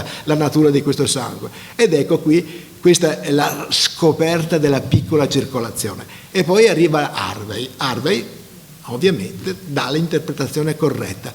Sapete come la chiamava lui la circolazione sistemica? Noi siamo abituati a chiamarla, lui la chiamava generale, la circolazione generale, cioè quella attuale, quella per cui c'è il sistema venoso da una parte, il sistema arterioso di qua, dalle arterie il sangue va alla periferia, dalla periferia ritorna indietro attraverso le vene. Non entro molto, ma ecco qua. Questa io vorrei mostrarvela perché in realtà questo Harvey aveva intuito, poi vedremo anche l'idea che è venuta dall'osservazione delle valvole delle vene, però in realtà la scoperta della circolazione non l'ha fatta a Padova, lui aveva intuita a Padova, ma la scoperta l'ha fatta attraverso la vivisezione. Cioè, guardate un po', il re Carlo qui, che discute con lui, cuore in mano, tolto da un daino del castello di Windsor, del parco di Windsor, dove lui aveva dato l'autorizzazione di compiere questi tipi di... perché è un'esercitazione sugli animali nel titolo della sua opera. Tenete presente che vuol dire che non è un'osservazione anatomica soltanto, ma un'esercitazione, una vivisezione. D'altro canto non poteva che essere la vivisezione, perché lui a un certo punto, tagliando l'aorta in questi animali che avevano il cuore che batteva, vedeva che usciva effettivamente il sangue dal ventricolo sinistro. Ma la cosa più straordinaria di questa immagine qua è un'altra. Questo è James II, cioè Giacomo II, figlio di Carlo I e Carlo d'Inghilterra, adesso abbiamo un Carlo II. Guardate un po', cosa c'ha in mano questo? Ha in mano l'Eneide di Virgilio, vedete la cultura, no? Che c'era, e poi qua dietro ci sono i detrattori, ma che dicono, ma questo Harvey non starà mica corrompendo? Lui eretico nelle sue teorie, non starà mica corrompendo, guardate un po', e io credo che sia molto significativa questa immagine qua. Vabbè, poi ecco, questa è l'interpretazione che ha sconvolto completamente le cose, grazie all'esperienza a Padova e grazie soprattutto a questi esperimenti di vivisezione negli animali. Dice finalmente, con la sistole cardiaca, che la chiamava erezione lui giustamente, il sangue esce dal cuore e va nelle arterie. Non sono le arterie che pulsano, ma le arterie semmai si dilatano sotto la spinta del sangue che viene fuori dal cuore grazie alla sistola. In realtà le arterie vanno incontro a una dilatazione quando si contrae il cuore, esattamente com'è. Pensatevi l'incredibile intuizione che ha avuto e che è di una modernità, di un'attualità incredibile. Noi stiamo ragionando sulla base di questi principi. Il polso, ecco, un'altra cosa, ha intuito che c'è un stimolo che comincia dagli atri e poi si propaga dai ventricoli. Aveva capito cioè che c'era un sistema elettrico all'interno del cuore che anticipava evidentemente la contrazione. E poi ecco, c'è un perpetuo transito del sangue dalla vena cava alla aorta e ai polmoni, e poi questo flusso di sangue va dalle arterie alle vene e rende perpetuo il movimento, ovvero la circolazione. Ecco, io credo, diciamo che se ci fosse stato un premio Nobel sicuramente l'avrebbe avuto. C'è da chiedersi perché non ci siano anche dei premi Nobel postumi, come potrebbe essere per ovviamente Galileo. Tenete presente che Galileo era a Padova, però lui non ha frequentato Galileo perché Galileo era il primo anno, lui era stato abbonato la prima parte perché l'aveva ottenuta a Cambridge, no? Però ecco, voglio dirti, era un momento incredibile, cioè stava nascendo la scienza medica ma anche la scienza astronomica. Bene, pubblica il De Motu Cordis, abbiamo detto, poi fa questo viaggio nel continente dove gli capita questa disavventura di cui vi parlerò poi. Ecco, un'altra cosa che ho imparato, siamo nel 1642, c'è Cromwell che fa la rivoluzione cosiddetta democratica, eccetera, e lui che aveva l'appartamento nella Whitehall viene distrutto, saccheggiato e via dicendo, nasce la cosiddetta guerra civile. Ma io non sapevo mica, questa forse l'ho sapevata, che la Casa Bianca ha preso il nome dalla Whitehall di Londra. D'altro canto si capisce che diciamo così, l'America è nata dalle colonie inglesi, però non lo sapevo, l'ho sapevata. Whitehall era il nome della Casa Bianca a Londra, ma guarda caso la Casa Bianca diventerà anche impiegato come nome a Washington.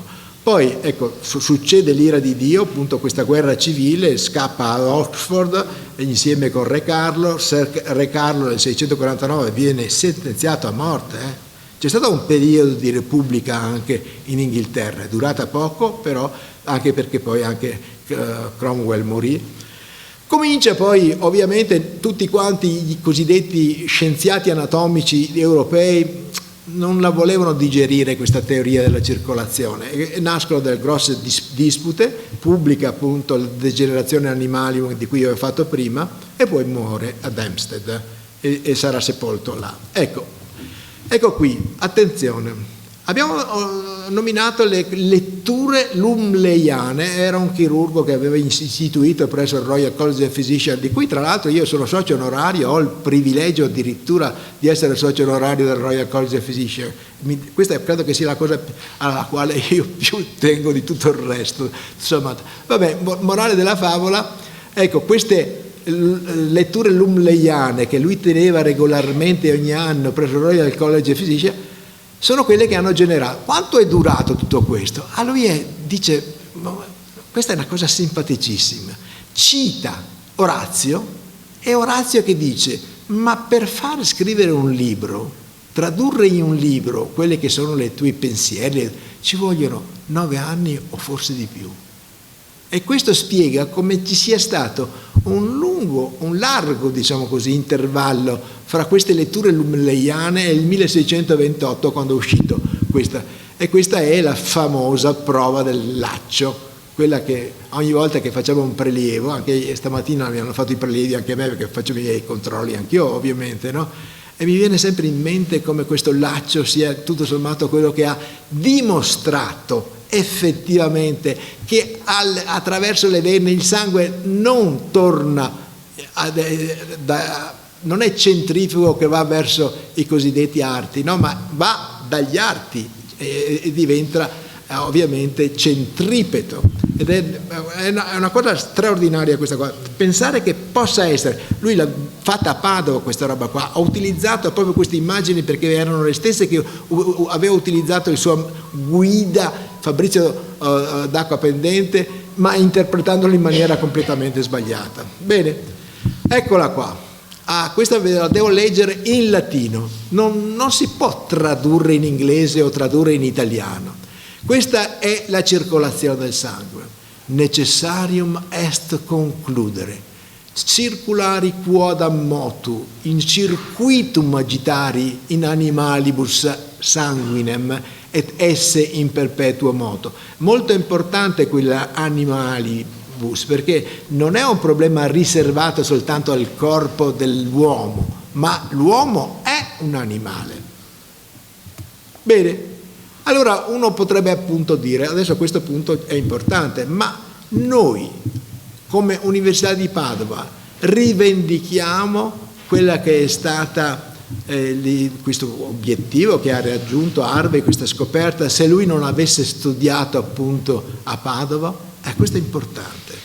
E qui, ecco qua, io vi mostro cosa disse Boyle, che era un fisico ovviamente, gli aveva detto che lui era stato amico, Boyle e Mariotte, voi sapete che c'è anche una legge della chimica, dice che gli aveva confidato Harvey che lui, l'idea gli era venuta effettivamente dalle valvole che aveva per la prima volta descritto e visto Fabrizio d'Acqua Pendente e la sua guida, no? E questa è qui, allora vi mostro questa incredibilmente. Durante il periodo in cui Harvey è stato a Padova, ecco che succede che cosa? Succede che il Fabrizio d'Acqua Pendente scrive un libro, 1603, De Venarum Ostiolis. Ostiolis vuol dire cancelletti, adesso io ve li mostro. Ecco, questa è una delle illustrazioni del suo libro, questa è un'immagine che ho voluto mostrarvi. Ecco, queste valvole qui, no? Servono per far andare il sangue dalla periferia al centro e impedire che torni indietro. Mentre invece il suo guida, Fabrizio, diceva no, vengono dal centro e vanno alla periferia centrifugo e servono a dei cancelletti che chiudono, rallentano il flusso per deviarlo alle collaterali. Ecco, questa è un'immagine che io tra l'altro dovrò assolutamente utilizzare fra poco, che devo scrivere una lettera all'editore. Benissimo, ma ecco, questa è una cosa bella, no? Diciamo, quando le avevo osservate per la prima volta Fabrizio d'Acqua Pendente, guardate la curiosità, no? Cioè l'entusiasmo che ci coglie noi ricercatori quando vediamo, scopriamo una cosa. A me summa cum letizia interdissecandum observata fuere. Quando lui nel 1574 osservò per la prima volta queste valvole, che non aveva visto Leonardo, che ci aveva lavorato 50 anni prima, ma le aveva mancate, perché anche lui evidentemente ha fatto degli errori. Bene, questa affermazione di stupore, e questa è la stessa che ha fatto Galileo quando ha scoperto che attorno a Giove c'erano delle lune che giravano attorno, stellas, incredibili animi iucunditate observavi. Guardate un po' cosa, questi sono scienziati, chi ha lavorato nel microcosmo, Harvey, e chi ha lavorato nel macrocosmo, Galileo. Bene, ma quello che è paradossale che la prova del laccio l'aveva fatta anche Fabrizio d'Acqua Pendente, ma non aveva assolutamente capito che come girava il sangue.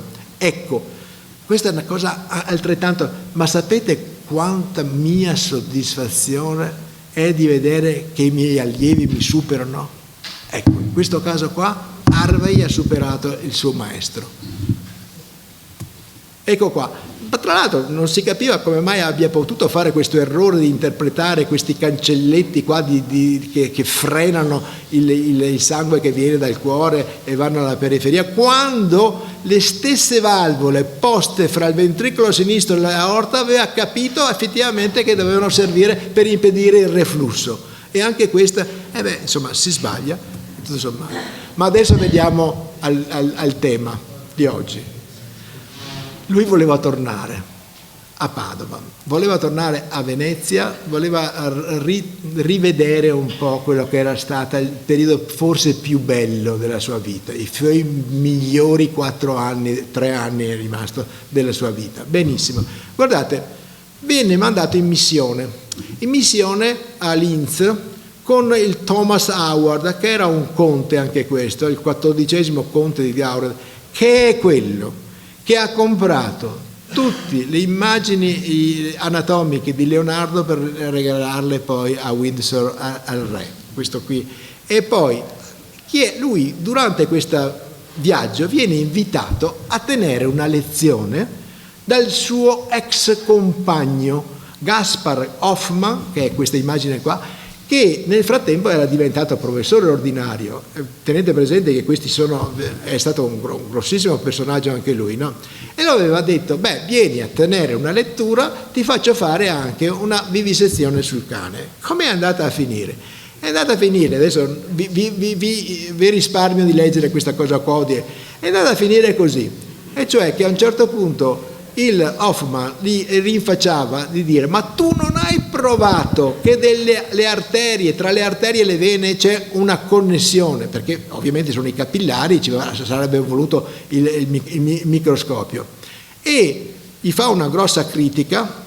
I studenti invece sono entusiasti, incantati da questa novità e questo coraggio che ha avuto Harvey di sfidare le teorie galeniche. Ecco, a questo punto ovviamente c'è una lite durante l'autopsia. A questo punto c'è il Harvey che si vede criticato da lui e gli dice: ma cosa hai capito tu nel leggere il mio libro? Forse tu non hai colto esattamente le cose come stanno. A un certo punto butta via il coltello e se ne va in maniera assolutamente molto polemica. Benissimo. Bene, però si trova a Linz, lui vuole tornare in Italia. Ed era un'abitudine a quell'epoca di passare per Venezia ospiti dell'ambasciatore. L'ambasciatore inglese era sempre stato molto importante, lo stesso John Morgan, che è stato il fondatore della medicina negli Stati Uniti, che era stato in Italia, andava ovviamente dall'ambasciatore. Benissimo. Allora, cosa succede? Questo qui lascia diciamo così, lascia il gruppo con cui era unito, il conte di Arundel, eccetera, per venire a Venezia e incontrare l'ambasciatore Basil Fielding. E che via ha fatto lui? Attenzione, no? Eravamo nel 1636, c'era ancora aria di peste, nel 1630 tu l'hai molto studiata questa cosa qua, insomma la Chiesa della Salute la dobbiamo a quella. Allora, a questo punto fa via Ratisbona, Villac, passa per Conegliano e ovviamente già a Conegliano devono avere il certificato di sanità. Ma il certificato di sanità, come ha spiegato molto bene prima lei, Nelly, non era soltanto per le persone, ma anche per il materiale trasportato. Allora cosa succede? Succede che, porca miseria, anche per il conduttore ovviamente di quello che era la carrozza, ovviamente, hanno dimenticato di mettere il sigillo sul suo certificato di sanità, mentre l'avevano messo per gli altri due. Arriva a Treviso, lui si trova ovviamente che non ha l'ok per proseguire da parte. Allora uno sospetta, dice: ma allora a Conegliano non glielo hanno dato perché non se lo meritava, e lui ha voluto ugualmente sfidare e venire a Treviso. No, a questo punto cosa succede? Che il podestà locale dice: ah no, adesso quarantena per il lazzaretto in contumacia. Ecco il titolo di... Io non sapevo, sai, che contumacia e lazzaretto fossero la stessa cosa, l'ho imparato da te, devo dire che eccola qua, questa me l'ha regalata lei e l'ho incorniciata, ma l'ho voluta portare con me oggi per, insomma, inutile che diciamo, questa è fuori classe, questa signora qua, cioè devo dirvi, ve lo dico da accademico, vabbè, tu non hai sentito niente, va bene? Ecco qua. Allora, il problema è che è paradossale, no? Che quella che noi abbiamo chiamato Green Pass ce l'abbiamo ancora tutti quanti nel nostro telefono, smartphone o roba di questo genere. Beh, insomma, abbiamo scoperto l'acqua calda, come dir si suole, nel senso, voglio dire, che l'avevano già ben introdotta e diffusa, e come è servita, perché mentre le epidemie circolavano in Europa e nella Dalmazia e via dicendo, grazie a questo Green Pass di quell'epoca, certificato di sanità, rimasi, dopo il 1630 non è più capitato. Benissimo, benissimo. Qua c'è tutta quanta una serie di affermazioni, incazzatissimo lui di essere stato trattato, e gli chiama barbari quelli che l'hanno trattato in quella maniera lì. Scrive a Felding, l'ambasciatore: vieni per favore, liberami, perché qui non posso andare avanti in questa... Ed eccola qua, lettere originali queste qua, che scrisse lui proprio all'ambasciatore, che sono conservate nel Royal College of Physicians, e è uscito un bellissimo articolo proprio nella rivista appunto della Royal College of Physicians, che dice: a very unjust affront, come se queste sono le parole che lui ha usato quando scriveva all'ambasciatore per lamentarsi di come era stato trattato, messo in galera sostanzialmente, perché tutto sommato alla fine il lazzaretto che cos'era? Era una galera, voglio dire, e parlava proprio di un'ingiustizia profonda. Devo dirvi che poi lui è andato a Venezia, però a Padova purtroppo non abbiamo riscontro che sia passato a Padova, forse ha perso 20 giorni a Treviso circa, quindi nei suoi piani non poteva evidente, però è andato a Firenze, ha continuato a avere corrispondenza con il Felding e con l'ambasciatore, ringraziandolo dell'ospitalità, dicendo. Vabbè, muore William Harvey, muore nel 1957. Non è mai diventato presidente del Royal College of Physicians, non ha mai voluto a diventarlo. È una cosa singolare questa roba qua, perché devo dire che tutto sommato è la persona più significativa che c'è stata. Dei primi 8, e ripeto questo concetto, primi 8 presidenti del Royal College of Physicians, che ha completamente sconvolto la medicina e la sanità all'interno, di questi primi 8, 5 erano laureati a Padova. Cioè, insomma, in parole povere, la medicina inglese, non siamo noi dipendenti dalla medicina anglosassone, dalla medicina americana, sono loro dipendenti da noi, anche nell'organizzazione dei sistemi che tu hai giustamente sottolineato. Bene, muore, e allora ve la racconto questa. Sono a Venezia e devo dirvi e raccontarvi questa cosa. Quando io sono andato in visita alla tomba, c'era un book of the visitor dove si segna, sì, tutti qua.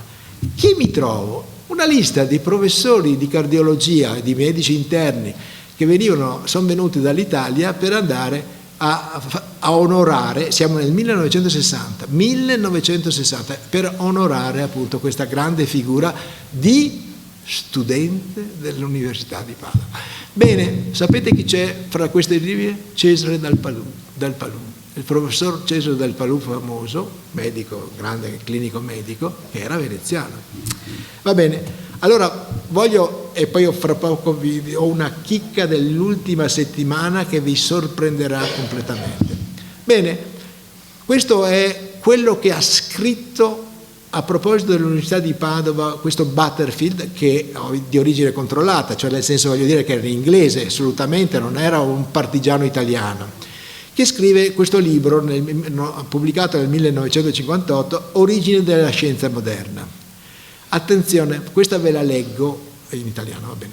Harvey, per alcuni anni fu all'Università di Padova, dove c'erano stati come suoi predecessori Vesalio, Colombo, Fabrizio, li abbiamo nominati prima, no? Vesalio, quello che ha scoperto come è fatto il cuore, come è fatto il corpo umano. Poi Colombo ha cominciato a dare, lui lavorava, pensate, sui maiali, ha scoperto la circolazione, della piccola circolazione polmonare, quindi dell'anatomia animata, come dire, anatomia animata, anima.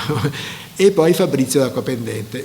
Bene, sia Copernico che Galileo, e passiamo dal microcosmo al macrocosmo, sono stati nella stessa università, la nostra, nei periodi più importanti della loro vita. Vi ricordo che Galileo sempre dice, ha scritto, i 18 anni più belli della mia vita. Copernico, che è venuto e si è laureato in realtà a Ferrara perché costava meno che Padova, ma in realtà era medico, era studente a Padova, e lui mi fregava niente della medicina, lui mi fregava perché guardava il macrocosmo. Sapete cosa ha fatto lui? No, lui ha detto: io devo imparare il greco perché voglio leggere i pitagorici, e difatti l'avevano già detta come era eliocentrica la sistemazione del macrocosmo. Bene, finisce questo Butterfield. Se un luogo merita di essere chiamato la sede della rivoluzione scientifica, guardate il termine rivoluzione, vedete come viene usato anche in inglese: rivoluzione copernicana, rivoluzione harveyana. Questa distinzione, questo merito deve appartenere a Padova, e finisce dicendo: e qui la medicina è stata la regina delle scienze. Adesso però vi ho promesso che vi do una novità. Avete capito com'era la contrapposizione fra Galeno e Harvey? Galeno diceva che il sangue andava attraverso le vene alla periferia, e invece ovviamente Harvey dice no, è un circuito, va attraverso le arterie e ritorna attraverso le vene. Questo lavoro qui è venuto fuori questa settimana. Questa è una cosa incredibile. È incredibile perché dice come la tecnica e la intuizione, diciamo così, possa sovvertire certi principi. Guardate, non impressionatevi. Voi sapete che gli ammalati di diabete possono andare incontro a cancrena e ad amputazione dei propri arti, no? Questa è una piaga fortissima. Come fare? Evidentemente lo fanno perché? Perché si sono chiuse le arterie. Allora, ma è vero o non è vero che le arterie sono sempre abbinate a una vena? Eccola qua. Questi sono ad esempio la tibiale, arteria tibiale chiusa che dà la necrosi, che dà appunto la cancrena, che dà l'amputazione, e lì di vicino c'è una vena. Questa vena qua dovrebbe portare il sangue dalla periferia al centro. L'arteria dovrebbe portare il sangue dal centro alla periferia. No, a questo punto io sfrutto la vena, che è pervia, che non è ammalata, faccio una derivazione di sangue arterioso sulla vena attraverso un tubicino che si inserisce dentro la vena. Vengono distrutte in questa maniera qua le vene che dovrebbero ostacolare questo processo, e in questa maniera qua la vena diventa quella che perfonde quell'arto che è ischemico, che sta andando incontro alla... Allora questa qui, ragazzi, è la conciliazione fra maestro, che pensava in maniera sbagliata sul ruolo che avevano appunto le valvole e il sangue che viaggiava nelle vene, e l'allievo che scoprì la circolazione, che chiamiamo generale. Grazie.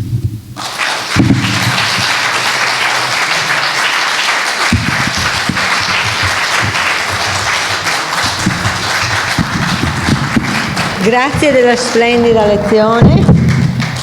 E volevo dire solo una cosa: i veneziani hanno tenuto Padova, hanno preso l'Università di Padova e hanno utilizzato quell'università, non l'hanno mai voluta a Venezia, tranne che per 8 lauree di medicina che davano loro all'anno qua a Venezia, perché e gli studenti erano facinorosi, erano difficili da controllare, però erano un plus valore della Repubblica, perché la scienza costituiva un grande valore della Serenissima. Infatti quella dei Conti Palatini fu un escamotage per garantire che si potessero dare le lauree agli ebrei e agli anglicani, insomma a tutte le altre fedi religiose. Una piccola notazione: gli anglosassoni facevano tanto i fighetti con il discorso delle quarantene, no? Per un fatto semplicissimo, perché molto spesso, anche da loro era arrivata l'epidemia via terra, ma era molto più lenta e poi doveva attraversare la Manica. Via mare, ora che arrivavano le navi, passavano i periodi in cui se c'era il contagio scoppiava, e se fosse scoppiato sarebbero morti, e quindi in Inghilterra era abbastanza zona franca, perché ora che le rotte mediterranee arrivavano con le navi contagiate, con un male epidemico che era così veloce, perché 2 o 3 giorni di incubazione, 4 giorni, 5 di decorso, evidentemente loro erano stupiti delle nostre misure di quarantena, che invece per loro erano praticamente inutili, mentre nel Mediterraneo erano fondamentali, ecco. Nonostante ciò la peste arriva, anche famosa peste, anche i default eccetera, arriva anche da loro, però molto meno che non da noi, dove i porti mediterranei erano estremamente vessati. Ecco, vi ringrazio, concludiamo così il corso di quest'anno, ci ritroveremo l'anno prossimo con altri temi e altre problematiche.